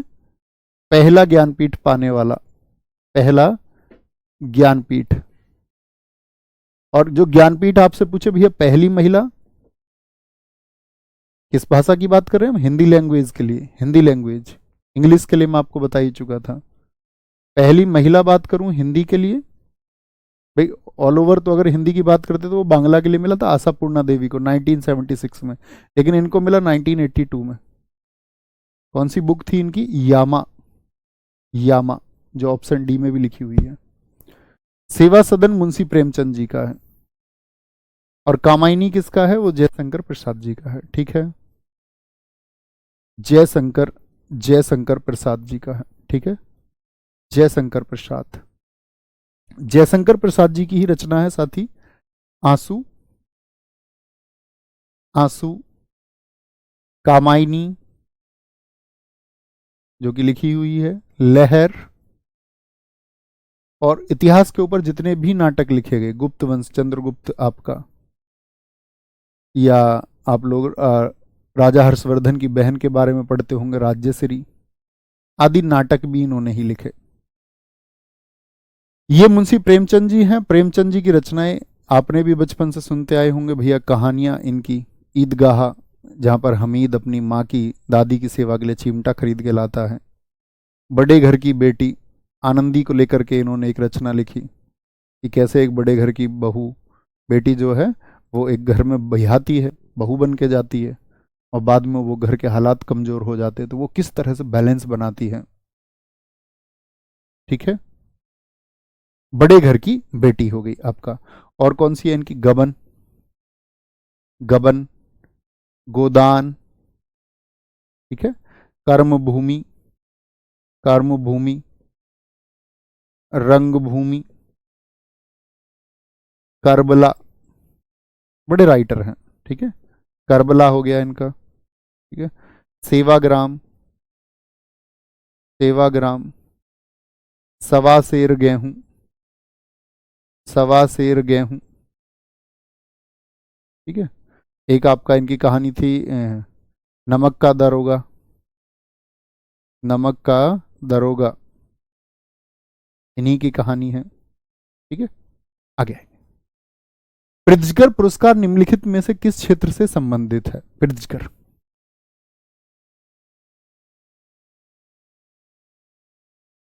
वास्तुकला, दवा, संगीत, अंक शास्त्र। वास्तुकला की बात करेंगे, वास्तुकला की बात करते हैं, तो वास्तुकला का जो नोबेल है, वास्तुकला का नोबेल, नोबेल ऑफ आर्किटेक्चर, वो प्रित्जकर है। कौन है? प्रित्जकर। याद रख लेना, जो प्रित्जकर अवार्ड है उसको कब शुरू किया गया था? फर्स्ट इंडियन कौन है ये बताइए इसको पाने वाले? 1979 में। और पहले भारतीय कौन बने थे इसको पाने वाले? पहले भारतीय, पहले भारतीय रिकेन, क्या उसे, सॉरी रिकेन बोल रहा हूं, पहले भारतीय जो थे वो थे बालाकृष्ण दोषी, बालाकृष्ण दोषी। रिकेन जो है वो 2024 में अभी रिसेंट में मिला, इनको मिला था बालकृष्ण दोषी जी को 2018 में। 2024 का याद है ना? रिकेन यामामोटो वो जापान के हैं। 2024 में प्रित्जकर अवार्ड, यहां रिकेन याद रख लेना, जापान। इस देश की वास्तुकला तो समझते होंगे ना, जो भवन निर्माण कला है, घर आदि को बनाना। आगे आएंगे। महात्मा गांधी शांति पुरस्कार के लिए पुरस्कार स्वरूप कितनी राशि दी जाती है? कितनी राशि दी जाती है भैया? 1 करोड़ रुपए भारत सरकार ही देती है। और सबसे पहले ये दिया गया था 1995 में, 1995 में ये दिया गया था जूलियस नायरेरे। सबसे जल्दी कौन बता सकता है कि जूलियस नायरेरे किस देश के राष्ट्रपति थे? जूलियस नायरेरे, ये साथी आपका तंजानिया के राष्ट्रपति थे, तंजानिया, तंजानिया के। और अगर मैं बात करूं 1998 में भारतीय संस्था बनी थी पहली, रामकृष्ण मिशन। अब तक ये विदेशियों को मिलता रहा, इससे पहले तो रामकृष्ण मिशन, जिसको स्वामी विवेकानंद जी ने स्थापित किया था, रामकृष्ण मिशन पहली भारतीय संस्था बनी थी, क्या पाने वाली? गांधी शांति पुरस्कार पाने वाली, फर्स्ट इंडियन इंस्टीट्यूट। ऐसे ही याद रख लेना, 1999 में मिला किनको? बाबा आमटे को, ये भी भारतीय, बाबा आमटे। ठीक है। अभी पीछे जो बंगाल के साथी आपका जनक कहे जाते थे शेख मुजब्बिरुर रहमान, उनको भी दिया गया था। लेकिन देखो, जो देश को बनाता है, जिसने देश को आज़ादी दिलाई, जिसने देश को डेवलप किया, जिसने पाकिस्तान, क्योंकि आप जानते हैं आज़ादी के समय दो पाकिस्तान थे, पश्चिमी पाकिस्तान और पूर्वी पाकिस्तान। तो जो पूर्वी पाकिस्तान था उसको बांग्लादेश बना दिया गया इंदिरा गांधी जी के प्रयासों से 1971 में। लेकिन एक आदमी की पहचान इतनी ज़्यादा हुई, बांग्लादेश में इतना सम्मान मिला कि फादर ऑफ बांग्लादेश कहा गया। लेकिन फादर ऑफ बांग्लादेश की भी मूर्तियां तोड़ दी गई। अभी आपने देखा होगा बांग्लादेश हिंसा के समय पर, बांग्लादेश में जब गृह युद्ध हुआ, जब तख्ता पलट हुआ। ठीक है। भारत की निम्नलिखित में से किस मार्शल आर्ट को सभी मार्शल आर्ट की जननी के रूप में जाना जाता है? मतलब मदर है वो सबकी। कौन है mother of martial art? Silambam. Silambam कहाँ की है सोचिए जरा भैया, तमिलनाडु की है। कलायरी पाहू नहीं, पाटू है, कलायरी पाटू, पाटू होगा भाई साहब, ये इसको करेक्ट करना, कलायरी पाटू। गटका, ठीक है, इसको गतका भी कहते हैं, लाठी। तो आप कहेंगे सबकी मदर है कलायरी पट्टू, कलायरी पट्टू केरल। सिलंबम ये तमिलनाडु की है, याद है ना, मैं आपको बताता था तमिल मिल सिल, तो सिलंबम ऐसे याद रख लेना, तमिलनाडु। मिल और सिल ये होमोफोन।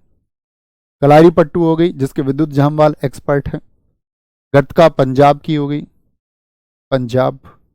और लाठी कहाँ की है? वो आपका भैया पंजाब में भी होती है और वेस्ट बंगाल में भी होते हैं। PB4 Punjab, WB4 waste Bengal. एक जो मध्य प्रदेश का राजकीय खेल है जिसको MP में परफॉर्म किया जाता है, तो आप कहेंगे भैया वो है आपका कौन? मलखम। मलखम वो मध्य प्रदेश का है, कहाँ का है? MP, मध्य प्रदेश, मलखम।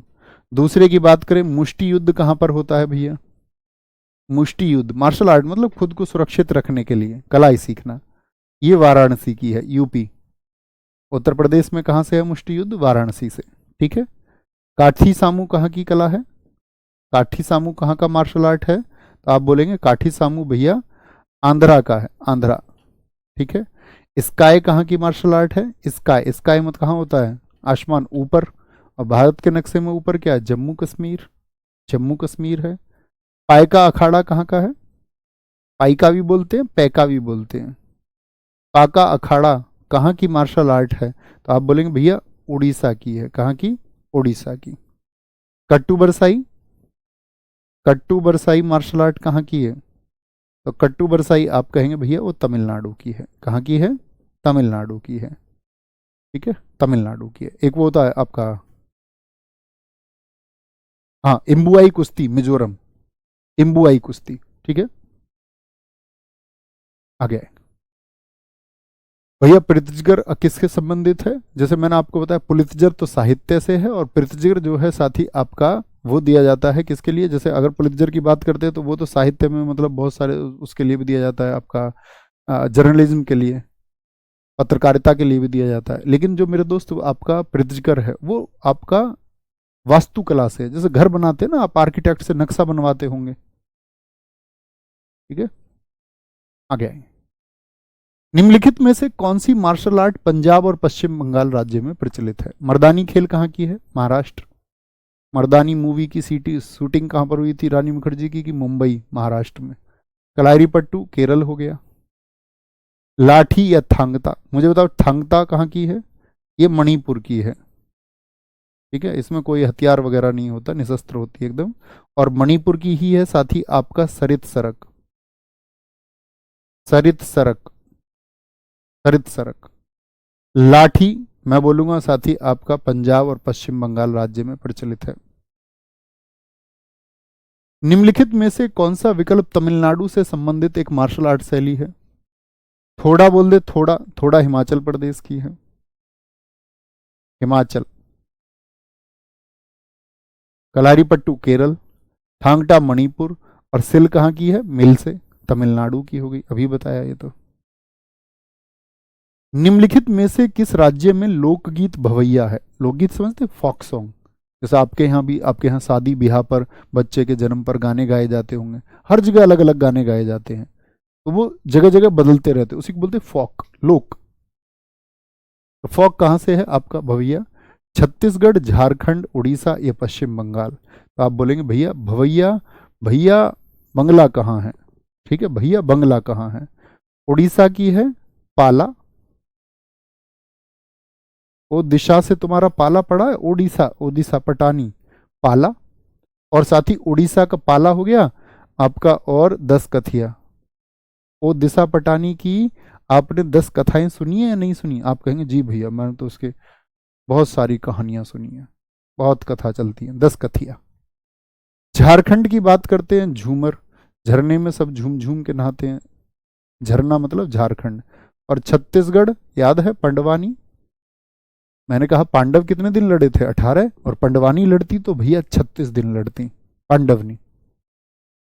गुरुजी मिथुन जो लाठी चलाता था, भाई मिथुन की बात मत करो यार, मिथुन की बात पे मुझे हंसी आ जाएगी। काजल, मिथुन तो हमने देखा फिल्मों में जब हम छोटे छोटे थे, तब तो मिथुन ही सुपर हीरो था। ऐसे उंगली मार के दीवार में ड्रिल कर दी उसने। सोचो तुम, उंगली मार के दीवार में ड्रिल, और उस पर फिर वर्दी टांग देता है अपनी। तुम सोचो तुम्हें एक्साइज मिल गया, तुम्हारे पास 3 स्टार वर्दी है, तुम ऐसे दीवार उंगली ड्रिल करके अपनी वर्दी टांगो स्टाइल से। एक बार मिथुन के पास में लाठी, मिथुन वर्दी में, और उसने डंडा ऐसे फेंक के मारा विलेन में, डंडा हवा में बहुत देर तक, वो घोड़े पे भाग रहे हैं उधर, और उसका डंडा जाके ऐसा लगता है उस पर, जितने भी घोड़े थे 13-14 घोड़े सब ढेर, सारे घोड़े बिखर जाते हैं एकदम से एक डंडे से। मैंने कहा यार जब हम बड़े हुए तब हमें पता चला कि हमसे बड़ा मूर्ख कोई नहीं था, और उस टाइम तो वही मजा आता था उसको देखने में। टप्पा, उस समय हमें कोई गाइड जैसी मूवी दिखा देता देवानंद की तो हम काहे को देखते। टप्पा और जुगनी, पंजाब, पंजाब के। ठीक है। ललिता, पोवाड़ा, ओवी, ललिता, पोवाड़ा और ओवी, ये कहाँ के हैं? ललिता याद है, गोरीचा ललिता एक भाभी थी, भाभी के लिए बड़ा पाव लेके आया था, जब भाभी ने मंगाया था हार, महारा हार आ जाना चाहिए, महाराष्ट्र। मांडोक कहाँ के साथी फोक सॉन्ग से? मांडौक, मांडोक मंडे को भी कहाँ रहेंगे? गोवा। बिरहा और कजरी, ये कहाँ के हैं? यूपी के हैं। बिरहा और कजरी लोकगीत कहाँ के हैं? वो साथी आपका उत्तर प्रदेश के हैं। बोरगीत कहाँ का है साथी आपका? बोरगीत, आज शाम तो यार बोर हो गए, आज शाम का है भैया। और मुझे बताना किस क्लासिकल डांस में मैंने आपको बताया था कि बोरगीत का प्रयोग होता है? हेलिम लेव, हेलिम लेव, हेलिम लेव होता है साथी आपका नागालैंड, नागालैंड, नागालैंड।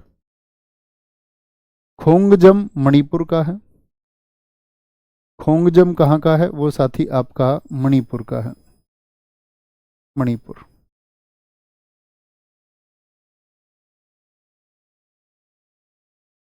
ठीक है। एक बच्चा कह रहा कि सर एलियन की पावर थी मिथुन के पास में। अविनाश चंद्र, ओवी एक विशिष्ट लोकगीत, लो यही आ गया ओवी। ओवी का संबंध किससे है साथी? हमने अभी जाना, आपका भैया महाराष्ट्र से है, महाराष्ट्र से। उत्तर प्रदेश का प्रमुख लोकगीत कौन सा है? धमार, बिरहा और कजरी कहाँ के हैं? टप्पा, टप्पा कहाँ का बताया? अगर तुझमें पंजा मार दिया तो तू टप्पा खा जाएगा, ऐसे टप्पा जैसे गेंद खाती है। ठीक है, पंजाब का है भैया ये तो। यूपी का बिरहा और कजरी होंगे, कजरी। ठीक है, बिरहा और कजरी होंगे। जैसे मुझे बताओ, अगर मैं आपसे बोलूं टोकरी और गोलपरिया कहाँ के हैं? टोकरी गोलपरिया जिक्र भी है यहीं का। टोकरी गोलपरिया म्यूजिक या संगीत फोक सॉन्ग पूछे आपसे, या जिक्र, ये कहाँ के हैं? ये असम के हैं भैया, असम के। कहाँ के हैं? असम के। ठीक है। एक पूछा था मदिगा दप्पू, मदिगा दप्पू कहाँ के फोक सॉन्ग्स हैं? मदिगा दप्पू वो आंध्रा के हैं, आंध्र प्रदेश। जैसे जूरी और लामान पूछे जाते हैं, जूरी और लामान फोक सॉन्ग्स कहाँ के हैं? आप बोलेंगे वो भैया जी हिमाचल के हैं, हिमाचल, हिमाचल के हैं। वारली लोक चित्रों का संबंध किस राज्य से है?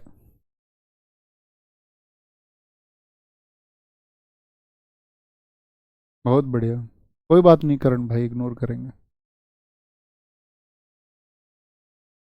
वारली लोक चित्रों का संबंध किस राज्य से है? महाराष्ट्र से। वार, वार में हो जाती है हार, महाराष्ट्र। क्या बोलेंगे? वार में हो जाती है हार। महाराष्ट्र का ही साथी आपका रंगोली, और वार में क्या होता है? रंगों की या गोली चलती है वार में, वार में गोली चलती है और फिर क्या हो जाती है? हार हो जाती है, हार। मध्य प्रदेश को टाइगर स्टेट कहते हैं या नहीं? जी भैया। तो बाघ कला पूछी जाती है। गोंड ट्राइब कहाँ पर रहती है भैया? मध्य प्रदेश में रहती है। तो ये जो आर्ट हैं ये दोनों कहाँ की हैं? एमपी की आर्ट हैं, बाघ। हिमाचल प्रदेश की आर्ट की बात करें, अरोफ है। अरोफ आर्ट कहाँ की है? हिमाचल, रूफ पे बैठी रहती हैं, बड़ी शरारती हैं, गुलेर से सबको निशाना बनाती हैं और फिर पूछती हैं गुलेर का पत्थर कांगड़ा। एक का ये जो आर्ट हैं तीनों के तीनों, ये कहाँ के हैं? ये हिमाचल के हैं, हिमाचल के आर्ट हैं। छत्तीसगढ़ की बात करें साथी आपका, छत्तीसगढ़ के, तो इतना इंपॉर्टेंट कोई नहीं।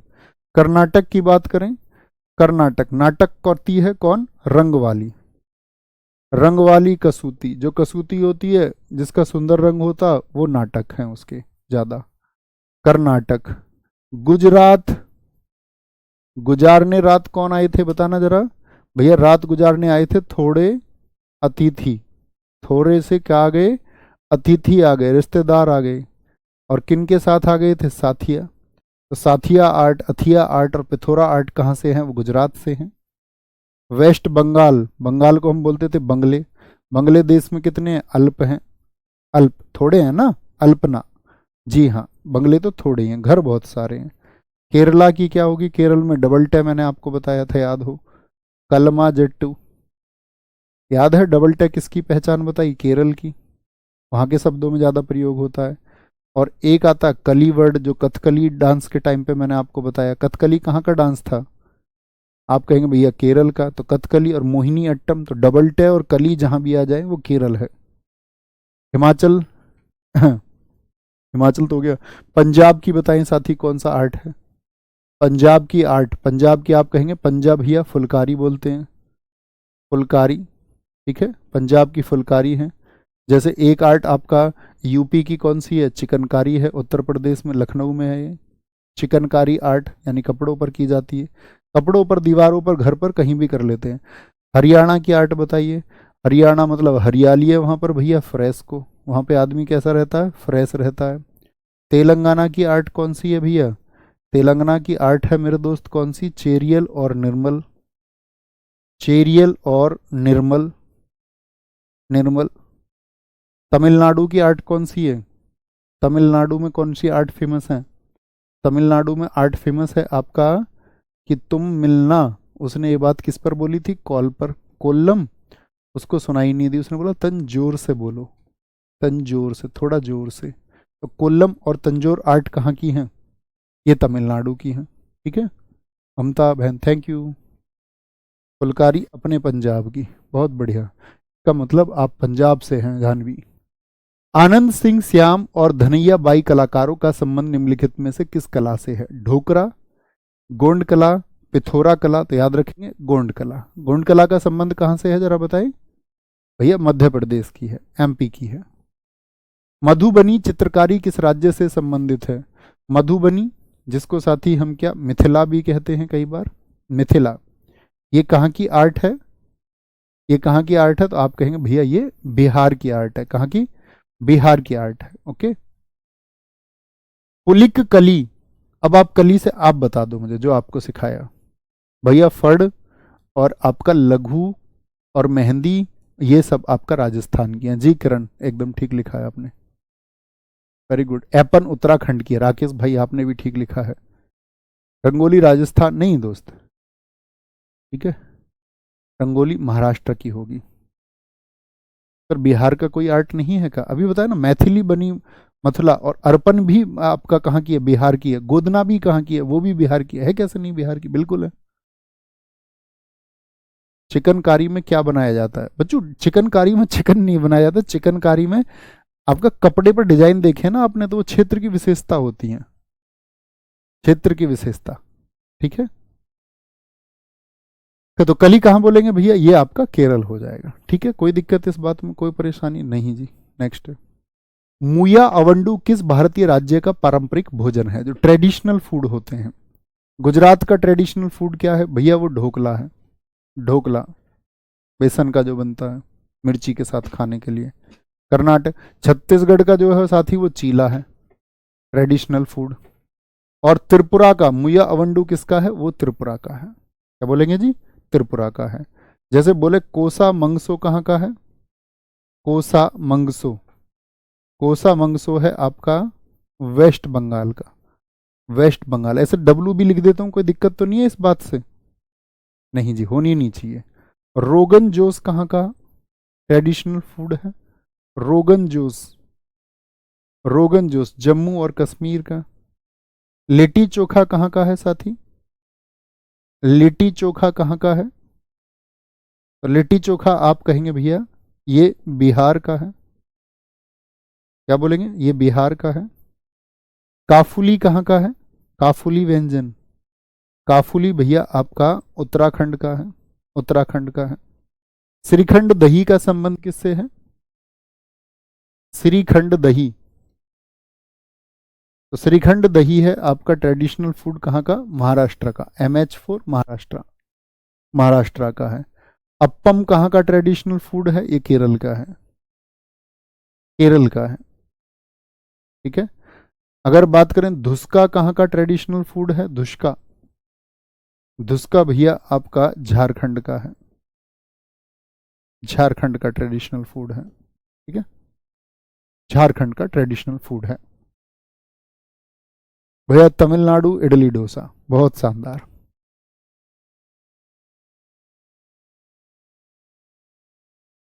निम्नलिखित में से कौन सा हिंदुस्तानी संगीत घराना सभी ख्याल गायकी शैलियों में सबसे पुराना है? घराने का मतलब जहां से संगीत को शुरू किया गया, जहां से संगीत को शुरू किया गया। तो क्या बोलेंगे? हिंदुस्तानी संगीत घराना आगरा घराना है क्या, जहां से शुरू किया गया? नहीं जी, सबसे पुराना घराना जो है वो ग्वालियर मध्य प्रदेश का घराना है, ठीक है। जिसके फाउंडर कौन थे बताएं जरा, पढ़ाया गया आपको। संस्थापक हैं भैया इसके नत्थन पीर बख्श, नत्थन पीर बख्श, हद्दू खान, हद्दू खान, हस्सू खान और नत्थू खान, इन्हीं को बोलते हैं। आगे, किराना घराना का नाम निम्नलिखित में से किस शहर से लिया गया है? किराना बताएंगे किस शहर से जुड़ा हुआ है किराना? तो आप कहेंगे किराना भैया लखनऊ उत्तर प्रदेश से। नहीं जी, शामली जिला उत्तर प्रदेश, यहाँ पर किराना जो जगह पड़ती है उससे किराना लाया गया है। तो किराना को क्या बोलते थे हम भैया? किराया बढ़ गया बहुत, किराया बढ़ गया, तो इसके फाउंडर्स के नाम याद रख, फाउंडर बहुत पूछे जाते हैं। किराना घराने के संस्थापक कौन हैं? तो क्या बोलेंगे? अब्दुल करीम खान, अब्दुल करीम खान। दूसरे आपके अब्दुल वाहिद खान, वाहिद खान। कहेंगे भाई किराया बढ़ा दिया करीम ने, वाह हद है भाई, हद है। इसके तो आपके किराना के साथी यानी किराना घराने के जो कलाकार हैं वो भी पूछे जाते हैं। हीरा बाई बाडोदकर, हीरा भाई बाडोदकर का संबंध किस घराने से है? बाडोदकर। या पंडित भीमसेन जोशी, बड़ा नाम है, 2008 भारत रत्न भीमसेन जोशी। या मैं साथी आपसे बात करूं इसी में कलाकारों में, एक नाम आता गंगूबाई हंगल, ना जाने कितनी बार SSC ने पूछा है। गंगूबाई हंगल का संबंध किस घराने से है? इसी में नाम आता है आपका माणिक वर्मा का, इसी में नाम आता है दोस्त आपका प्रभा अत्रे का। तो ये सब किससे जुड़े हुए हैं? संस्थापक तो हो गए आपका कौन, करीम खान और वाहिद खान, बाकी सब कौन है? इससे जुड़े हुए कलाकार हैं, कलाकार हैं। ठीक है। बड़े फतेह अली खान और अली बख्श जरनेल खान, जर्नल ने फतेह कर ली, जर्नल ने जर्नल ने फतेह कर ली, और फतेह करते ही फिर पार्टी करी उन्होंने आपस में, पटियाला पार्टी, पटियाला घराना। ठीक है। और पटियाला जो घराना है दरअसल में दिल्ली घराने की ही शाखा है, दिल्ली घराने। और इसके फाउंडर कौन है? पटियाला कब लिए? जो फतेह कर ली, फतेह अली, फतेह अली इसके फाउंडर हैं, फाउंडर। देखे होंगे ना तुमने घर में चाचा ताऊ, जैसे ही कुछ खुशी का माहौल हुआ और वो क्या करते हैं, बड़े गुलाम अली खान, वो तो भैया बड़े गुलाम अली खान, वो तो फिर पटियाला बना देते हैं, बड़े गुलाम अली खान। एक इसमें नाम आता बेगम अख्तर का, इससे भी मुझे एक बात याद आती है, बेगम अख्तर। हमारे घर में इस बात को लेकर के बड़े डायलॉग थे। निर्मला देवी, निर्मला देवी, हमारी पापा की साइड के जितने भी लोग हैं, पापा की साइड से इन द सेंस जैसे हमारे पापा हुए या हमारे चाचा हुए, ठीक है, या हमारे बाबा थे, या पापा की साइड से हुए जैसे मतलब फूफा जी हमारे हुए दोनों, तो उनमें से कोई भी इंसान ऐसा नहीं है इन 5-7 लोगों में जो मतलब एक में तो है, एक मतलब वो होता ना कुछ वो स्वागत जैसी कुछ चीज। अब तुम्हें ऐसे बताऊंगा, तुम उन्हें पकड़ के पूछोगे, कोई ना कोई बच्चा रिलेटिव भी क्लास देखते हैं वो बताएगा जी तुम्हारा, तो ऐसा नाम नहीं लूंगा, एक आदमी तो स्वागत तो खाता है, तो बाकी सब नहीं। लेकिन हमारे जो मम्मी की साइड के जितने हमारे मामा की साइड के हैं, तुम ये समझ लो तो हमारे घर में ऐसा रहता था कि भैया ये जो है ना ये सारे रिश्तेदार वो वाले हैं, उधर साइड वाले, मम्मी की साइड वाले, अपनी तरफ वाले बेचारे सारे, उनको कोई बेचारा कोई जैसे बहनी होती गांव में कहावत रहती है कि बेचारा इसने तो कभी गुटखा है बीड़ी भी नहीं खाई, मतलब गुटखा नहीं खाया, बीड़ी बीड़ी नहीं पी ऐसे। ठीक है। हाँ हटवा देंगे यूट्यूब से, don't worry, don't worry, don't worry, Ramesh Verma, promise to you. घराने के महत्वपूर्ण गायक फैयाज खान, लताफत हुसैन खान और दिनकर काकिनी हैं। यार बच्चे बड़े चालू हैं, क्यों लीक करते हो तुम यार? पहले ही तुमने हमारे सारे कोर्सेज लीक करके यूट्यूब पर डाल रखे हैं, फिर बीच में बंद हो जाते हैं, फिर बच्चा डिस्टर्ब होता है, कहेगा जी 25% तो पढ़ाई कर ली, अब क्या करूं।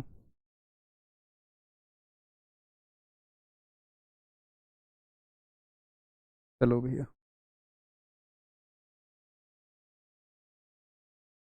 फैयाज खान, लताफत खान, फैयाज खान को हम बोलते हैं आपका साजन पिया, इनका नाम है। ऐसे भी एसएससी क्वेश्चन पूछा था एक बार कि साजन पिया, लताफत हुसैन को बोलते प्रेम पिया, प्रेम पिया, और हुसैन खान को बोलते हैं प्राण पिया, प्राण पिया। ये किस घराने से जुड़े हुए हैं? फयाज खान। तो आपका आंसर आएगा किससे भैया? आगरा घराने से। आग में कोई आदमी जल के क्या हो गया? सूझ गया। तो इसके संस्थापक हैं, इसके संस्थापक हैं आपके दोस्त, क्या बोलोगे? संस्थापक कौन है इसके? हाजी सुजान खान है, हाजी सुजान खान, हाजी सुजान खान। अच्छा सॉरी, यहाँ पर एक चीज देखना, हाजी सुजान खान, जो हम यहाँ पे ये लिखा मैंने वो तो प्रेम पिया प्राण पिया, फयाज खान एक नाम अलग पूछ लिया इसने, अभी ध्यान दिया। जो इसमें साथी आपका साजन पिया है ना, सॉरी अलग को लिखते हैं, जो इसमें साजन पिया है, साजन पिया, वो तो चर्चित हैं आपका कौन? खादिम हुसैन खान। तो हुसैन खान है वो तीनों, खादिम हुसैन खान, ठीक है, साजन पिया, प्रेम पिया, प्राण पिया। आगे आएंगे। निम्नलिखित में से कौन सा हिंदुस्तानी शास्त्रीय संगीत प्रतिपादक किराना घराने से संबंधित है?